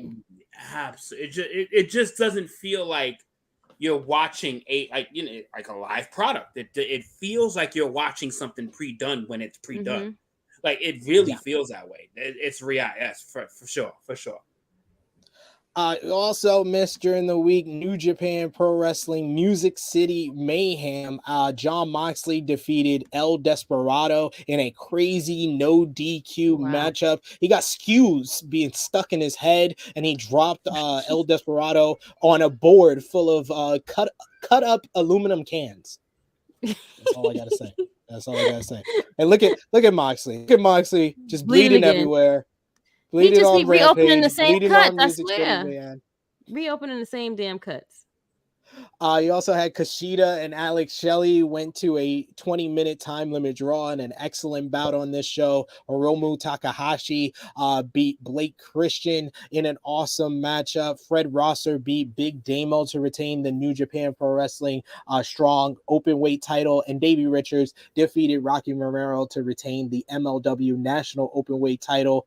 Also, New Japan had the week 3 of the G1 Climax 32. Night 9 had Tetsuya Naito finally get his first win of the tournament, beating Evil in a solid main event. Kazuka Okada beat Bad Luck Fale with the money clip. Yoshihashi pulled off an upset, defeating Juice Robinson. Night 10, one of the bigger upsets of the tournament, and one of the highlights of the tournament, David Finlay, the son of Fit Finlay, has been tearing it up. This man has beat Juice Robinson, Shingo Takagi, and then he beat Will Ospreay in a tremendous main event. And he's earned himself a shot at the IWGP United States Championship. David Finlay's been the MVP of this tournament so far. He's been tearing it up. Great Okan beat Tomohiro Ishii in a hard-hitting encounter. Tom Lawler beat Toru Yano in a hilarious matchup where he tried to give Yano DVDs of Sister Act 1 and Sister Act 2. Great stuff. Great humor. Loved it. Night 11 had Hiroshi Tanahashi defeating Evil after overcoming all the interference from the House of Torture. You also had Jonah defeat Jeff Cobb in a big old hoss fight with Jonah defeating Jeff Cobb. And I was surprised by this one. I thought that Cobb had this, but it was a damn good hoss fight between those two guys. You also had Tetsuya Naito beat Aaron Hanare to bring his record to 2-2. And then this morning you had night 12, Zack Sabre Jr. defeating Hiroki Goto to tie for the lead of the C block with Hiroshi Tanahashi. Jay White is now 4-0 in the B block by defeating Great Okan in a surprisingly very good matchup. And of course, Death, Taxes, and Shingo Takagi and Will Ospreay had another match of the year candidate as Shingo Takagi pulled out the win to tie Ospreay at the top of the D block. So right now, A block has Kazuka Okada with 6 points and Jeff Cobb with 6 points, but Okada has the tiebreaker because he beat Cobb earlier in the tournament. B block is led by Jay White, who's running away with it at 4-0 with 8 points. C block is led by Hiroshi Tanahashi and Zack Sabre Jr. with 6 points, but Tanahashi has the tiebreaker, and D block is being owned by David Finlay with 6 points, who owns the tiebreaker against Ospreay, Shingo, and Juice Robinson. Will Ospreay is still at the top, right? That's all that matters. He's close to the top, pick. so he can still win. My pick. He can still My win. Pick. Yeah. He can still win. Yeah. Yes, he can still. Your pick can still win. Yes. He can okay, also great. still lose. Why you gotta put that negative mojo in there like that, friend? Damn. And I'm the hater, right? You can also still lose. I don't make the rules. PCO beat Doc Gallows. Like, see how they do me? PCO beat Doc Gallows on this week's Impact on Access TV in a Derby City street fight. This was crazy, with PCO being driven through the ring at one point, but still winning because he loaded up his glove with thumbtacks at one point. I don't know how that hurt Gallows instead of him, but to each his own. Motor City Machine Guns defeated Violent by Design in a good tag team bout. Post-match, Joe Doring attacked both Sabin and Chelly until Kushida made the save, but Eric Young came out and laid out Kushida after the match, and Deonna Purrazzo defeated Rosemary thanks to a distraction from Jessica, who got a little overzealous for herself. But a good week in wrestling. I rarely say that because sometimes WWE messes up the balance, but I thought all the shows were good. We're good in some way. Good stuff. That's good. WWE didn't fuck a week up. It's good. Exactly. Hey, listen. We got Vala B with a super chat donation. Thank you once again, Vala B. Always appreciate that. Saying, watch Shingo versus Ospreay from today. This is the 5th time they've wrestled since 2019, and not a single one was less than 5 stars. This will be 5 stars too. I agree. I think it's one of the best matches of the year, and definitely probably messes up who I'm gonna pick as my best wrestler of 2022 as we close this show. But great stuff. Definitely go out of your way. That's probably in my opinion, the best match of the tournament so far with Shingo and Ospreay from this morning. So check it out. I got my three, so I'm ready. Vala B also noting that Ospreay more or less 3rd place. There you go, Krssi, your pick. Do not show any more Vala B stuff unless he has a super chat. Thank you very much for the rest of the remainder of the show. Vala B, it's not me. The queen has spoken. Thank you. Tired of your shit. Tired of your shit, man. I'm tired of your shit. Tired of y'all. Y'all always try to take me down. Don't come for me unless I come for you. Yep. WWE news, we got to talk about Sasha Banks and Naomi. A new report has a potential spoiler on a couple of big names making returns to WWE. According to WrestlingNews.co, an agreement has been reached for Sasha Banks and Naomi to make their returns to WWE, and that the belief backstage is we may see them return as soon as this week's coming shows. Brian Alvarez said on Monday's Wrestling Observer Live that he has one source saying that Banks and Naomi are returning, but that he can't say with 100% certainty that it is true. The two are currently booked for this weekend's C2E2 convention in Chicago. Sasha Banks made her first tweet on Friday since she walked out of WWE and was suspended indefinitely. A few days later, the post doesn't mention WWE and it said hypes her upcoming appearance today, actually, at C2E2 in Chicago. She said, I'm so excited to see you guys this weekend. I love you. According to Dave Meltzer's update, while it's unknown if deals for them to return have been signed yet, the situation looks to be moving in that direction. WWE is said to be internally expecting Banks and Naomi's return to happen. Meltzer also stated on Thursday's Wrestling Observer Radio, if everything goes the way it's expected to go, they'll be back. He continued that when he asked people in the company if the deal was done, they said to have responded that looks to be the way it's going, but it's not 100% done or etched in stone. Los Angeles Rams event at their training camp is a flag football game on Friday, August 5th, which Mercedes Varnado, Sasha Banks, was advertised to appear at previously. However, eagle-eyed fans noticed that she was removed from the adverts for the event. With her name disappearing from an Instagram story announcement for the event, she is not featured on any current listing of celebrities expected to appear at that event. So it's another sign that she could be returning to WWE.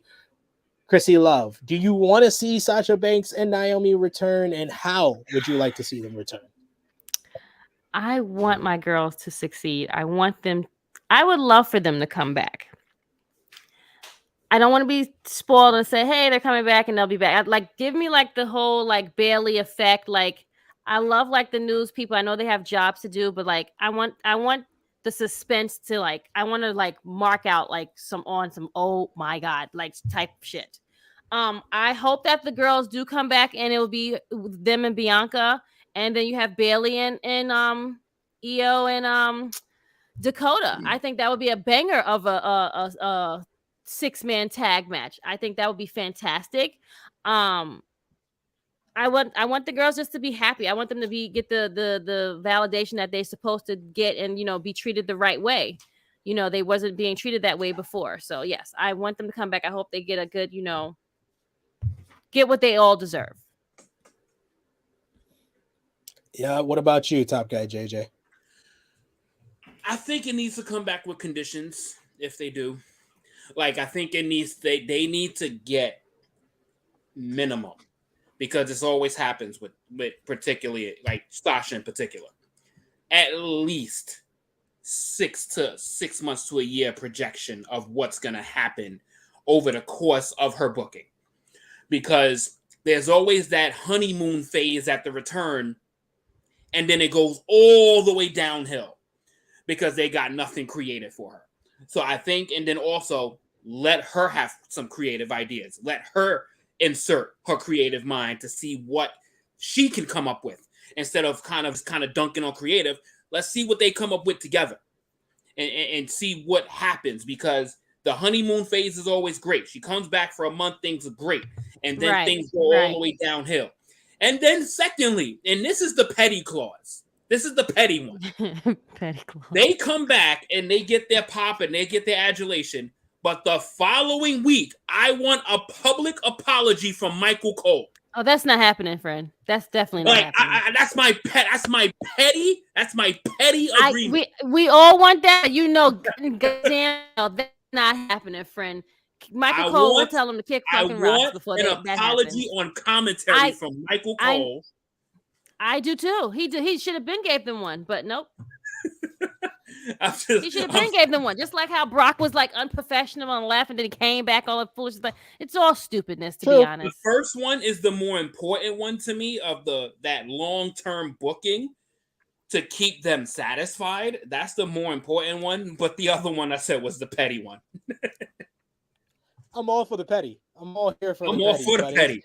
Listen, I need that son bitch to apologize to both of us next week. That motherfucker right there.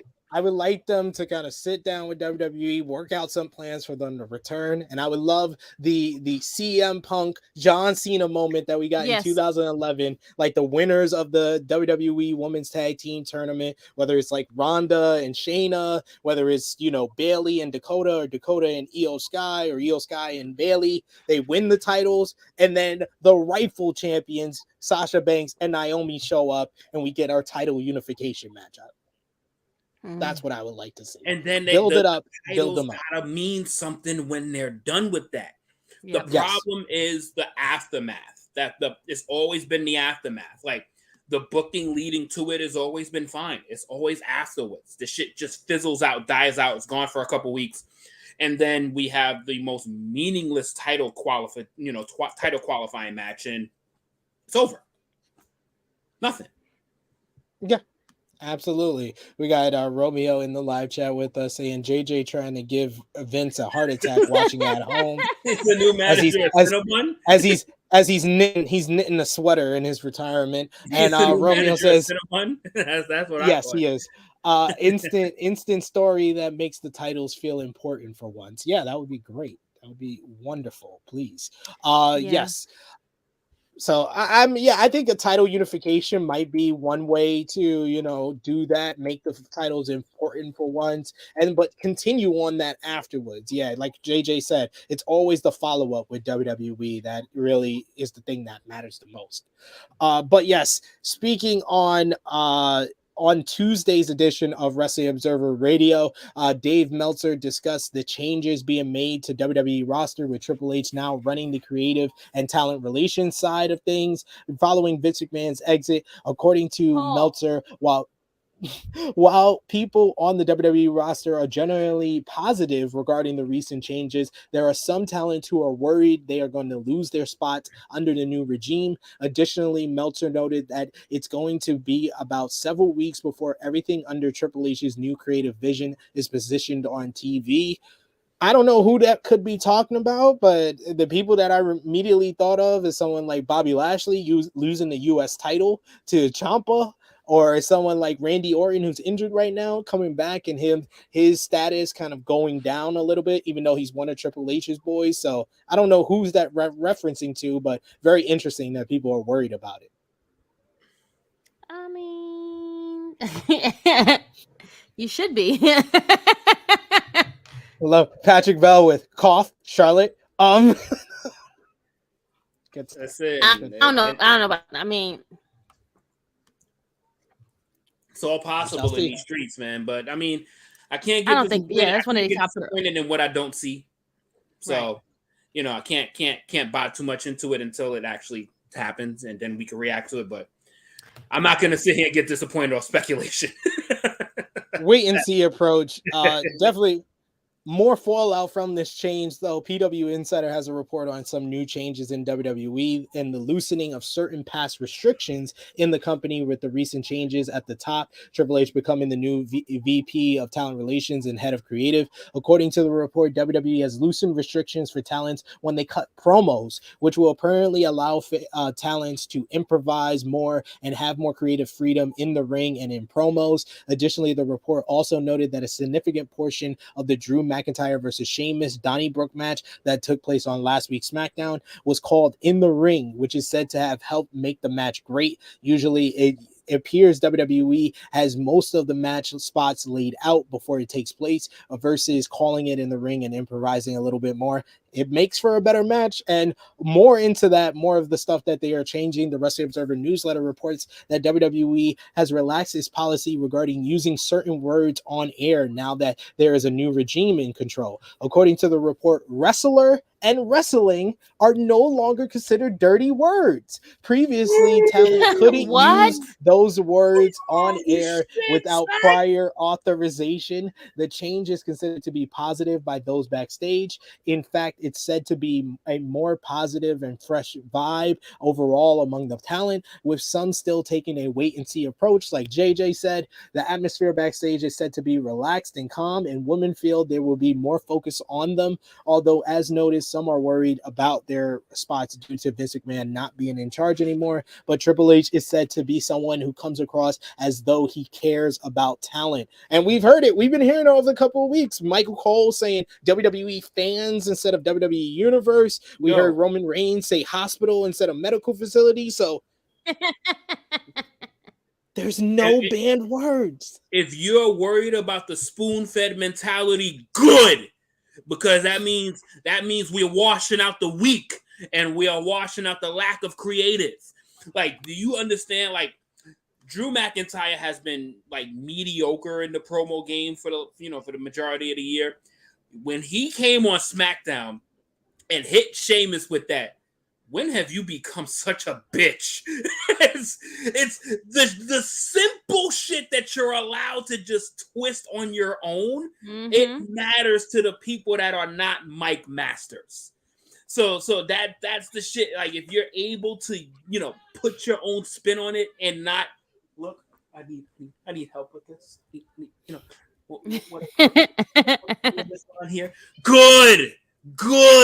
Wash y'all out, bums. Fucking bums. That's like PW running the True Hill Heat show, and SP hands us both a script. It's like, here, y'all both here, both of y'all read this after I ask, say question. It's like, SP, what I say here? What I say here after this part here? Get the fuck out of here with that, yo. I would never do that, ladies and gentlemen. I would hope. Can you imagine?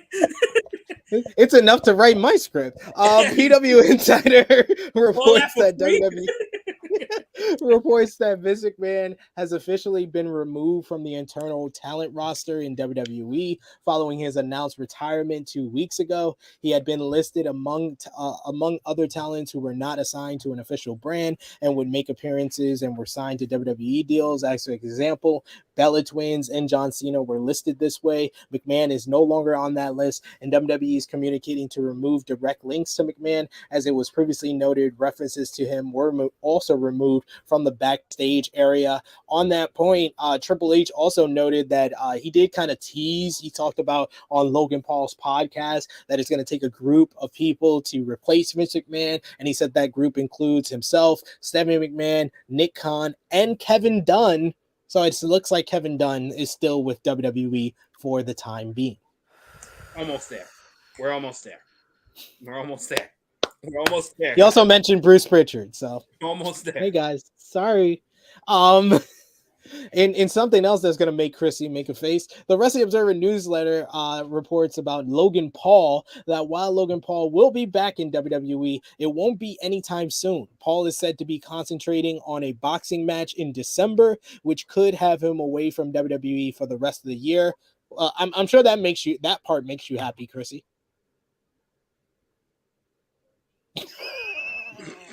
I love how Chrissy's responses make her look like she's frozen.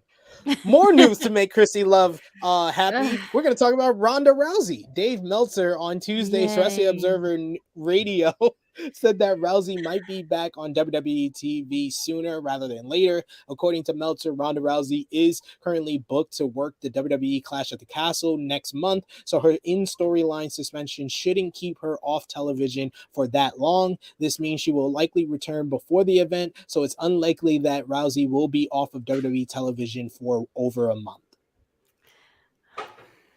Great. Hey, you got Logan Paul off of TV for the rest of the year, Krssi. You got to deal with Ronda Rousey coming back soon. Sure. Give and take. I mean, they're going to have to find something really good for Logan Paul if he's going to keep doing these pop-ins here and out, because right. That in and out shit, that's the shit that people don't like as wrestling fans. People ain't liking that shit. That you gone 6 months, you coming out. Fuck all of that. If you're going to be away, stay away. If you're going to be here, stay here. Like, have some involvement on a regular basis if you're going to be involved with wrestling. Very true. That is true. Very true. I agree. And Romeo calling you out, Krssi, saying Krssi is 2 for 2 and being impressed by Logan in the ring. Yep. Great. Thanks, Romeo. We appreciate you, friend. We appreciate your contributions. And then our final WWE. Final WWE news note: WWE has picked up over a dozen college athletes from last week's SummerSlam week tryouts. According to ESPN, the company signed 14 athletes from the tryouts, although specific names were not revealed before. The tryouts took place last week and saw 50 college athletes take part. As we talked about last week, Dwight Howard also appeared at the tryouts, which saw the following among the names trying out: Jassie Baker, University of South Alabama football player; Amaya Barnes, Tiffin University track and field athlete; Anna Konoji, Brazilian Jiu-Jitsu and fitness competitor and kickboxer; and Wallace Cohen's Jr., University of North Alabama Lions football player. Unfortunately, it appears this tryout wasn't a big success, as the Wrestling Observer newsletter is reporting that no one at the tryout particularly stood out as a potential future star. He also added that there were possibly the highest number of injuries ever at a WWE tryout. Ouch.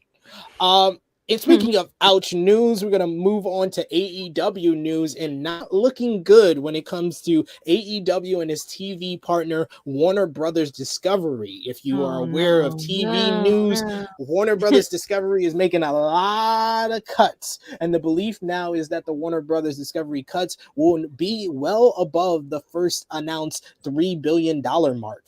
All the WBD business news from the last week does not appear to be a good thing for AEW getting a major increase in renewal rights. In the end, if they view it as sports that does good ratings, and this week they don't, next week they could, they are better off than it being viewed as regular programming. And that's up to the people in charge. But massive layoffs are expected in the company. They claim they will be spending more on HBO Max, but are dumping producing movies for streaming, claiming that they just can't be economically justified. Do you guys think that AEW is going to make more news, more money on this next deal with Warner Brothers Discovery, with all the news of them canceling, movies like Batgirl and a bunch of content for HBO Max? They're combining HBO Max with Discovery. With all the cuts that they're doing, do you think that AEW is going to make more money when their contract expires in 2024, JJ? Right now they probably shouldn't. Just based on like the viewership and the replay value of AEW right now. Like, I would be challenged to ask, has anybody watched any episode of Dynamite more than once?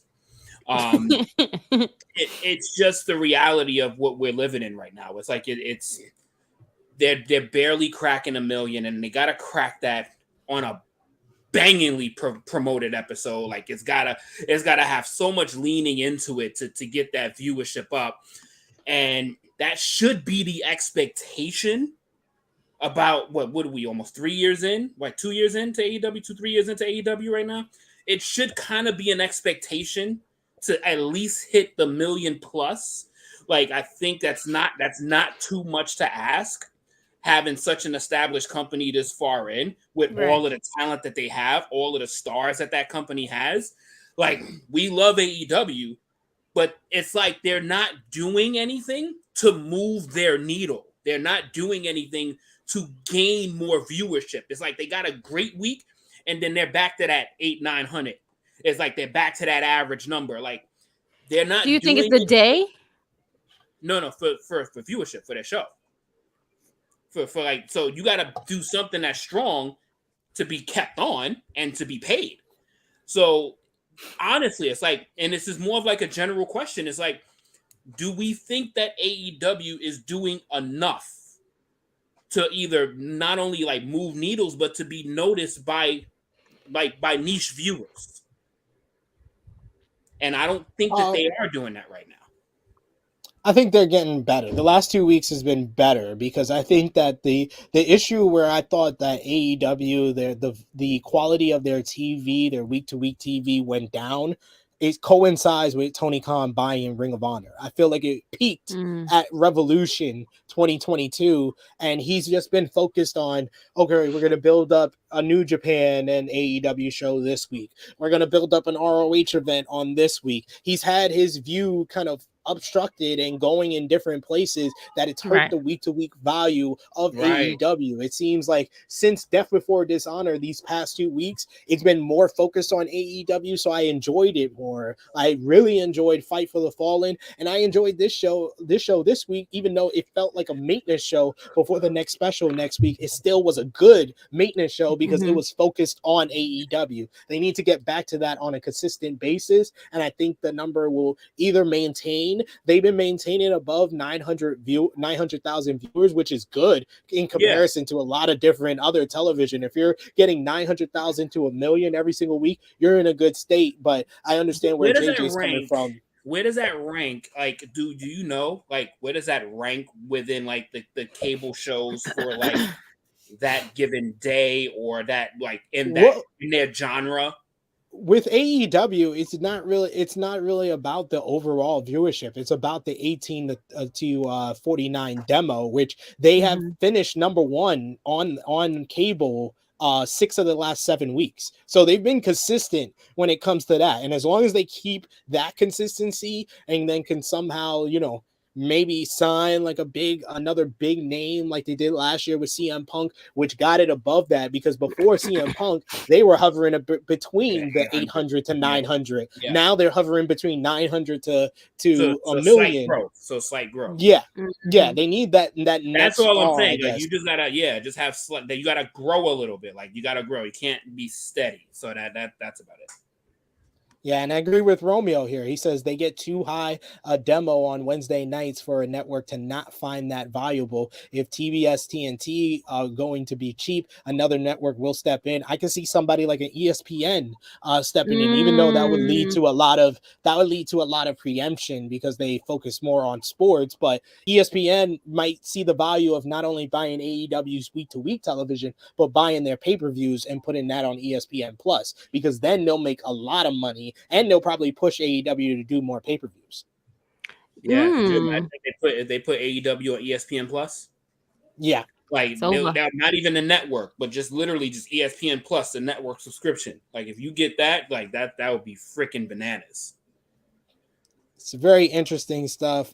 We also got Christopher Rutz in the chat saying, I'm a huge fan of the show. Keep up the good work. I'm also a fan of professional wrestling. Thank you. We appreciate you joining us in the live chat. Appreciate the love from everybody. Keep that love coming in the live chat. Super chat donations are appreciated. We got some more AEW news. And one of the bigger news of the week is a new report that says MJF is keeping things quiet since he's been away from AEW. As reported back in early July, MJF cut a promo on AEW Dynamite on June 1st, addressing his reported real-life issues with AEW and Tony Khan over his contract, telling Khan to fire him. The AEW star has not been seen or referenced on AEW TV since, and Fightful Select reports that no AEW talent or staffer that they've spoken to has admitted to hearing from him, and several people close to him say that he hasn't communicated with them in any way. The report notes that they have confirmed MJF stayed in Los Angeles for several days following that Dynamite appearance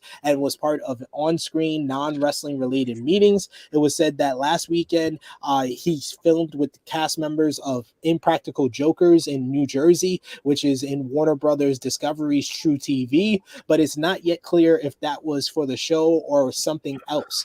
Everyone that the site has spoken to has said that they have not heard Khan talk about MJF at all, and no one in wrestling has said they've spoken with him since that episode.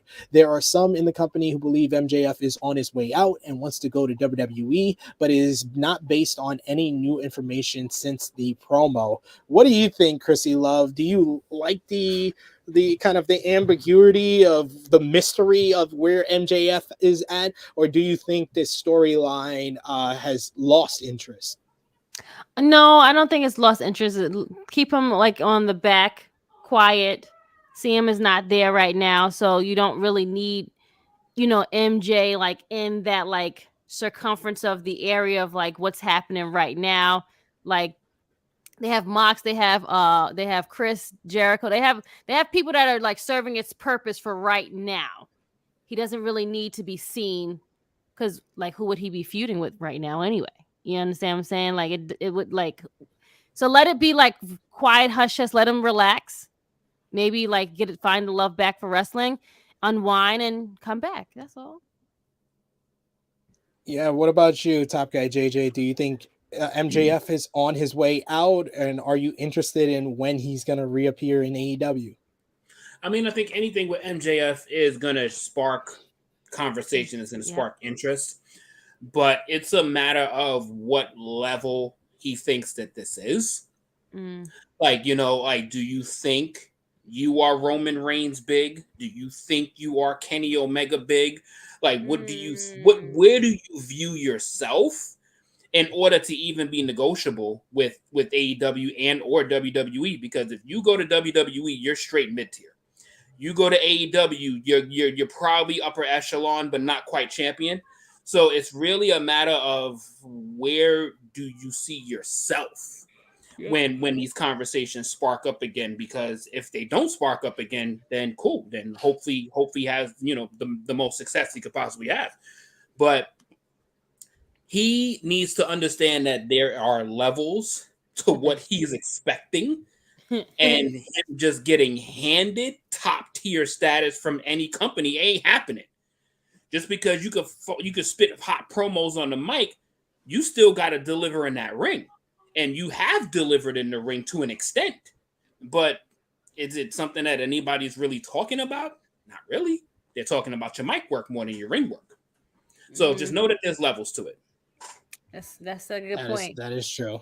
That is true. PW Insider reports that AEW filed a trademark application on August 1st for the term All Elite Women, and the trademark application was filed on Monday, August 1st with the U.S. Patent and Trademark Office. PW Insider noted that the trademark was filed for multiple subjects, including entertainment services and streaming or pay-per-view event material on the internet. While AEW has not yet issued any announcement, the trademark filing appears to suggest that AEW is looking to start some women-focused events or pay-per-view shows. The Wrestling Observer newsletter notes that it could be the name of a new reality show for the company after the second season of Roads to the Top was scuttled when Cody Rhodes left the company. There were still plans for a new reality show. It was never clear what that would be about, although there were hints about AEW couples such as Sammy Guevara and Ty Conti. So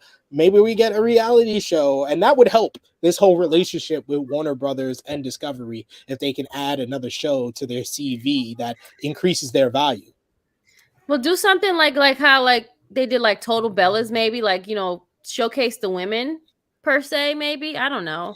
Something like that would probably be like unique, I feel like. I don't know. Or do a documentary. Yeah. We love documentaries. Always. All Elite Wrestling has sent out a press release this week announcing that they are expanding their talent relations and development team for Sanjay Dutt, QT Marshall, Pat Buck, and Tony Schiavone will now have expanded roles in the company, doing more talent relations, helping with the storylines, just taking a lot off of Tony Khan's plate, which is a good thing. Madison Rayne has also joined the company to coach the women's division full time. And as you saw on Rampage, she will be wrestling as well. So good things. Tony Khan doing less work. Yes. Focus on the storylines. That's what we need. Dave Meltzer on Wrestling Observer Radio reports that CM Punk was hurting pretty bad as of 2 weeks ago, and he seems doubtful that he will return at AEW All Out 2022, as was previously rumored. I mean, we will probably find out more at Quake by the Lake this Wednesday when Jon Moxley versus Chris Jericho, but this would be a huge hit for All Out if CM Punk can't come back. Yep. Like it's over. Like I don't know, man. The title unification, man. That's like a big drawing card for All Out, in my opinion. Yeah. So I mean, I'm sorry if I forgot. Did he have surgery already? Yeah, he had surgery on his foot. Okay, so he's got another few weeks He ain't gonna make probably. it all out. I don't know. He probably be ready. ready. It's like right around the corner. Yeah, probably full gear is more likely. Yeah, I can see that now. It's going to be interesting who versus Moxley then at All Out. So they need somebody big. Maybe a Kenny Omega return. I don't know. Mance Warner was part of AEW's taping on Wednesday and faced Jon Moxley on last night's Rampage. A new report has a note on his MLW status. Warner made his return to MLW in late June and made his debut at AEW Dynamite taping on Wednesday, and his first match airing on Thursday's AEW Dark. According to Fightful Select, Warner has not signed to a new contract with MLW after his return, and about 90% of MLW's roster is under contract, but Warner is one of those few exceptions, and thus he didn't need to get around such a deal to appear for AEW. So that's definitely a good thing there. AEW has also announced they will host its next Battle of the Belts taping in October. The company announced on Thursday that it will hold tapings in Washington, D.C. on October 5th and 7th, with the Friday taping being for the Battle of the Belts 4 event. And there's no official word when the special will air, but if it follows the same pattern, it would air the next day on Saturday, October 8th, which is actually the same date as Extreme Rules. So very interesting timing on there. That would be, hey, we talked about last week, NXT might run a show on the same date as All Out. So, Tony gonna be like, shots fired back, pow, pow, pow, pow. I'm gonna take a shot back, pow, pow, pow. Blake Christian is now under contract with AEW and ROH. According to a new report, Fightful Select reports that Christian, an NXT alum who has worked with GCW, Impact, NJPW, and more since he was released last year, is under contract with AEW that is tied to ROH. Christian teamed with Tony Deppen and Alex Zane against the Embassy on the ROH Death Before Dishonor 0 Hour pre-show and has worked several shows for AEW Dark. There's no word yet on whether it's a full-time or tier deal, but a great signing for ROH, as Christian's been one of the best independent wrestlers in the world this year.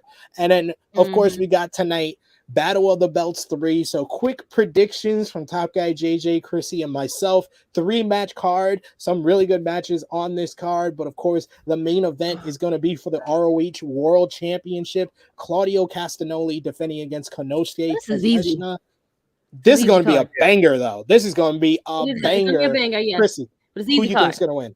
Good card, but yeah, easy predictions. Warlow, Castelloni, and Rosa.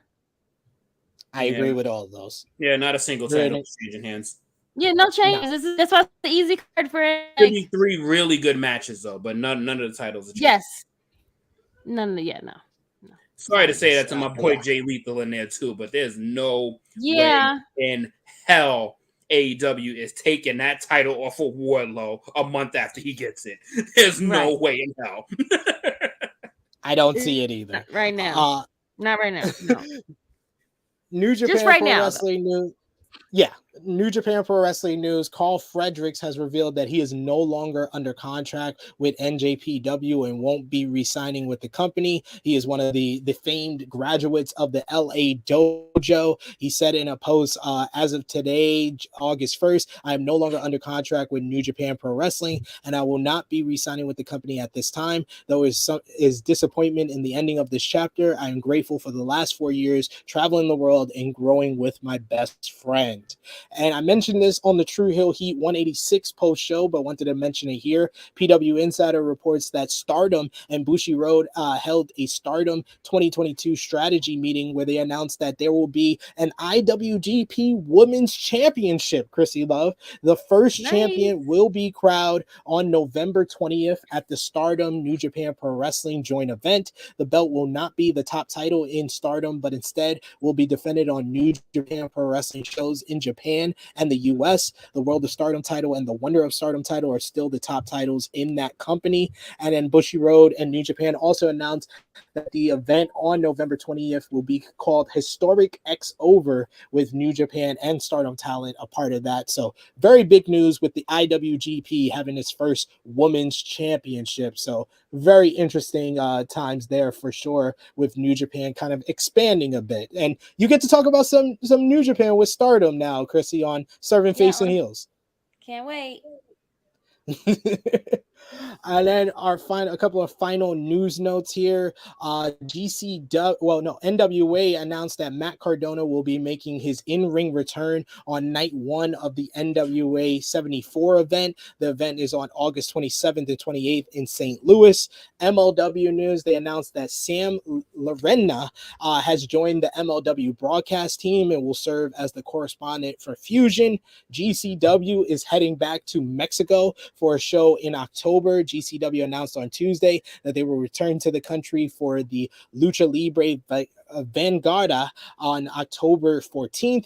And then finally, Jon Moxley will defend the GCW World Championship at GCW Homecoming next weekend on August 13th against Effie in night 1 of the 2-night pay-per-view. We'll do a preview and prediction for that show on next week's show. But let's end off this of True Heel Heat with the co-hosts. Best wrestlers of 2022 so far. Our top 3 choices. You don't have to put them in any type of order. Just the 3 wrestlers that come to mind for your best wrestlers of 2022 so far. Myself, Miss Krssi Love, Romeo, and Steven Jensen a few weeks ago.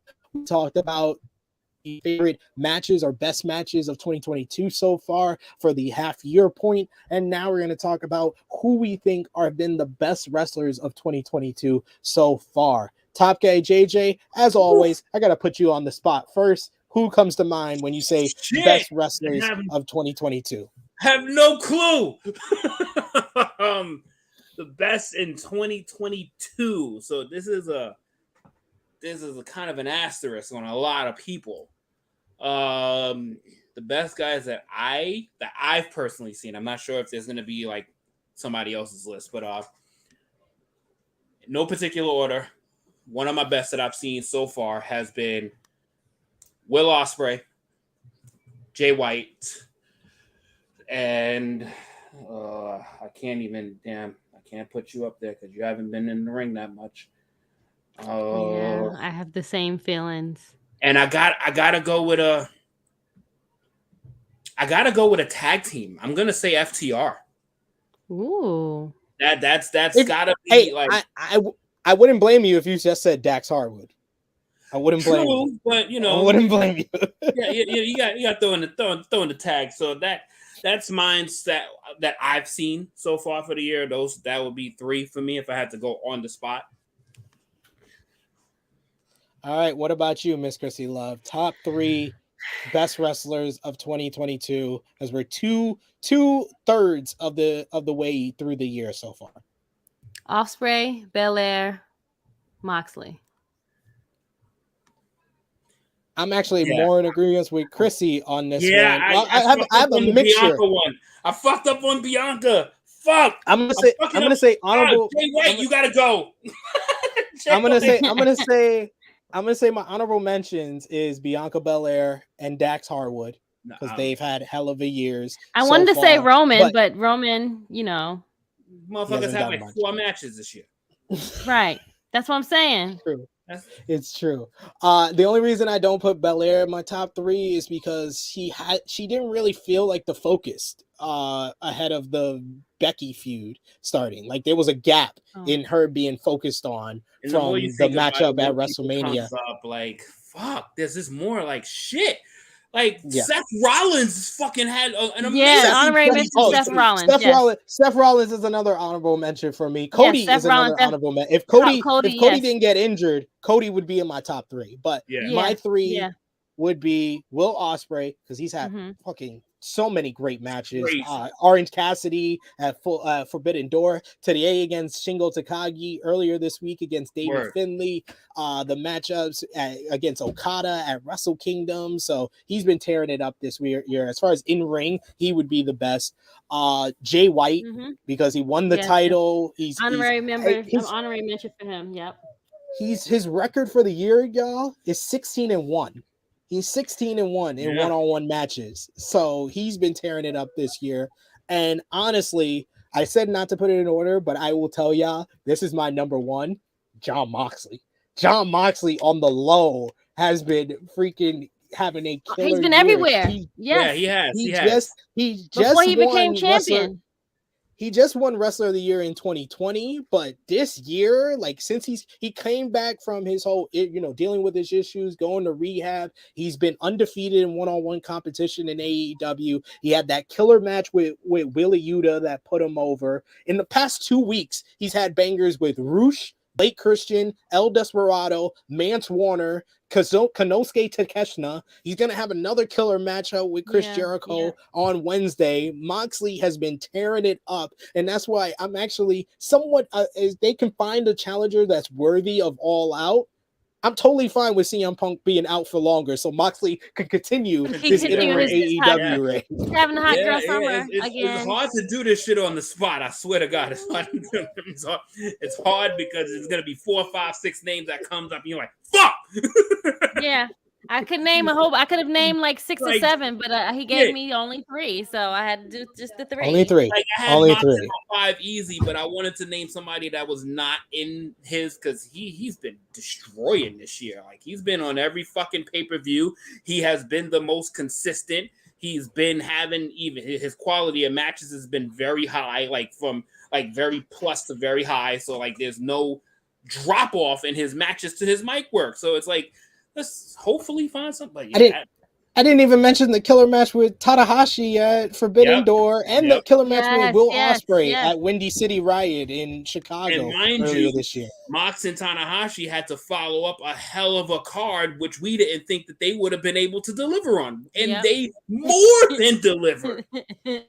Facts. Big time facts. So Moxley would be my number 1 at this point of the year. Some final comments to highlight as we close things out. We got Santo joining us a little bit late, saying just started the stream, so I am 30 minutes behind. I just wanted to say thank and say hi to the best ever SP3 and hi to the rest of the team. Thank you, Santos, for joining us and those kind words. We appreciate that.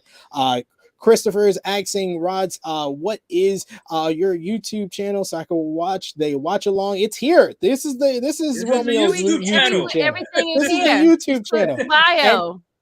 And Romeo will be here live tonight, 8 p.m. Eastern time for AEW Battle of the Belts 3 watch along. We're going to have a special watch along at 8 p.m. Eastern time. And then he's going to take an hour off because Romeo loves to do these multiple watch alongs. And he's going to jump over on the THH Sports YouTube channel for a watch along of UFC Vegas 59. I'm sorry, I don't know UFC, but UFC Vegas 59 watch along over on THA Sports at 10 p.m. Eastern time. So you got plenty of stuff to watch from Romeo tonight on this channel as well as our sports channel. So if you haven't already, subscribe to our sports channel. But that's gonna bring us to a close on True Hill Heat 187 on a motherfucking cop as we killed this show as per usual, guys.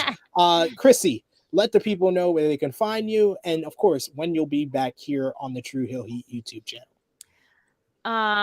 We'll be back tomorrow, I believe, for Serving Face and Hills. So join us 11:05. Other than that, every Saturday's flagship show. It is True Hill Heat. We are here every Saturday. We were here earlier, but we're here. You can see me here. On Friday, Going Blue with Steve Falls for the Smackdown review. Hopefully, Smackdown is getting better. It was good last night. So yes, you can catch me there. Other than that, I'm on IG, Facebook, Twitter, Krssi Love _1 or True Hill Krssi Love, or just my name. Follow Krssi. She's doing great stuff. Serving Face and Heels. You'll see me in the chat because I love that show. That's my favorite show to produce and be in the background for and comment and troll y'all in the chat. And troll everybody, yep.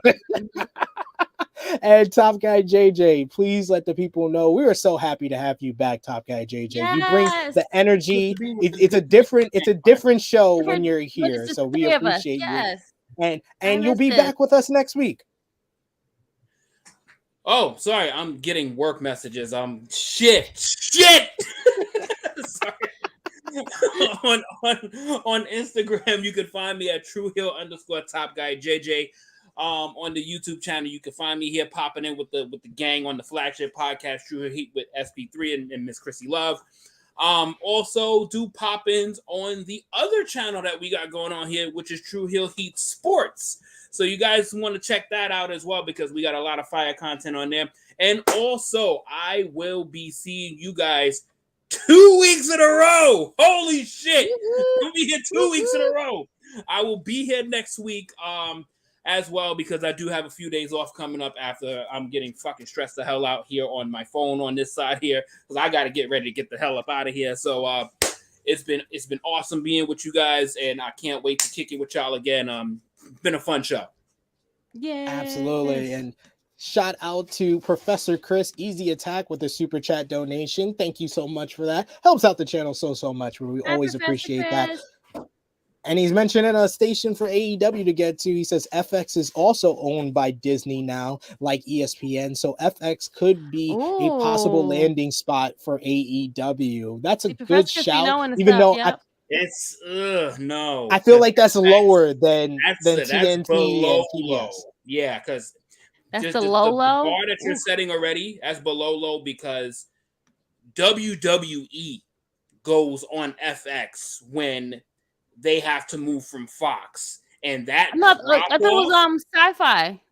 No, FS1. They've been on FX a number of times, and FX, those ratings. No, they were on FS1, which is even lower than FS1. Fox Sports 1. Sorry, FX.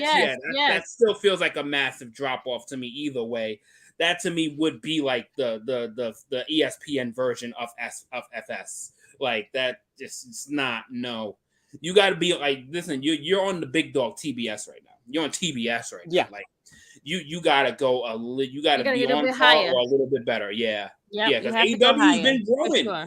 SP called it out. AEW has been growing, so you don't want to go to a lesser than. That's like when fucking WWE went from fucking USA to TNN, and all of a sudden it's like that's terrible. It was so jarring, because they went to the same station that ECW was on, so it was like, yo, y'all downgraded, yo, y'all trying to make this sound good. Tremendous.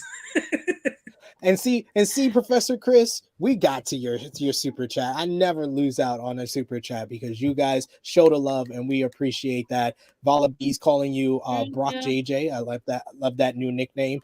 Romeo shouts out, says, if Punk isn't ready, this is when you break the MJF glass and crown him interim champion in Chicago. He eggs on Mox enough for Mox to demand Tony give him the match. This would be absolutely horrible. Yeah, like, so he's been fucking complaining this entire time, and you sit here and you fucking reward him with a title? Like, get this shit out of here, bro. Like, are you serious? In their defense, they have a few that they can, just absolutely. It's okay. Not. I want MJF to come back whenever they crown the undisputed AEW World Champion. Like, you have Punk or Moxley win, and then MJF returns and lays out the champion, and then he's the next champion. Okay, I can see that. So not on the spot. Yeah, not on the spot. Not on the spot. Ashford Nash says, always a pleasure to watch THH recap the entire week in wrestling. That's what we do here. And thank you to Marcus Ryan, who says, great show, y'all. You can follow me on the Twitter machine at TrueHeelSP3. Follow the game. Oh, she's asleep next to me right now. No, but we heard her earlier. Facebook, Twitter, and Instagram at True Heel Heat. Patreon.com/True Heel Heat. $3 a month. Exclusive content. I'll have my top 5 best matches from Summerslam/Starcast 5 week coming up on the Patreon coming up, as well as more recap of the G1 Climax 32 from J News, and ProWrestlingTees.com/True Heels for all your True Heel Heat content. Also, check out our Ric Flair's last match review that dropped yesterday, where I recap all the action from Ric Flair's last match event, as well as myself, Miss Krssi Love, Stephanie Hypes, True Jaw Josh, and Romeo recapping SummerSlam 2022 from earlier this week. So for Top Guy JJ, for Miss Krssi Love, it is me in the new media Forbidden Door SP3. This has been True Heel Heat 187 returns. Then we are signing off until next time. Later.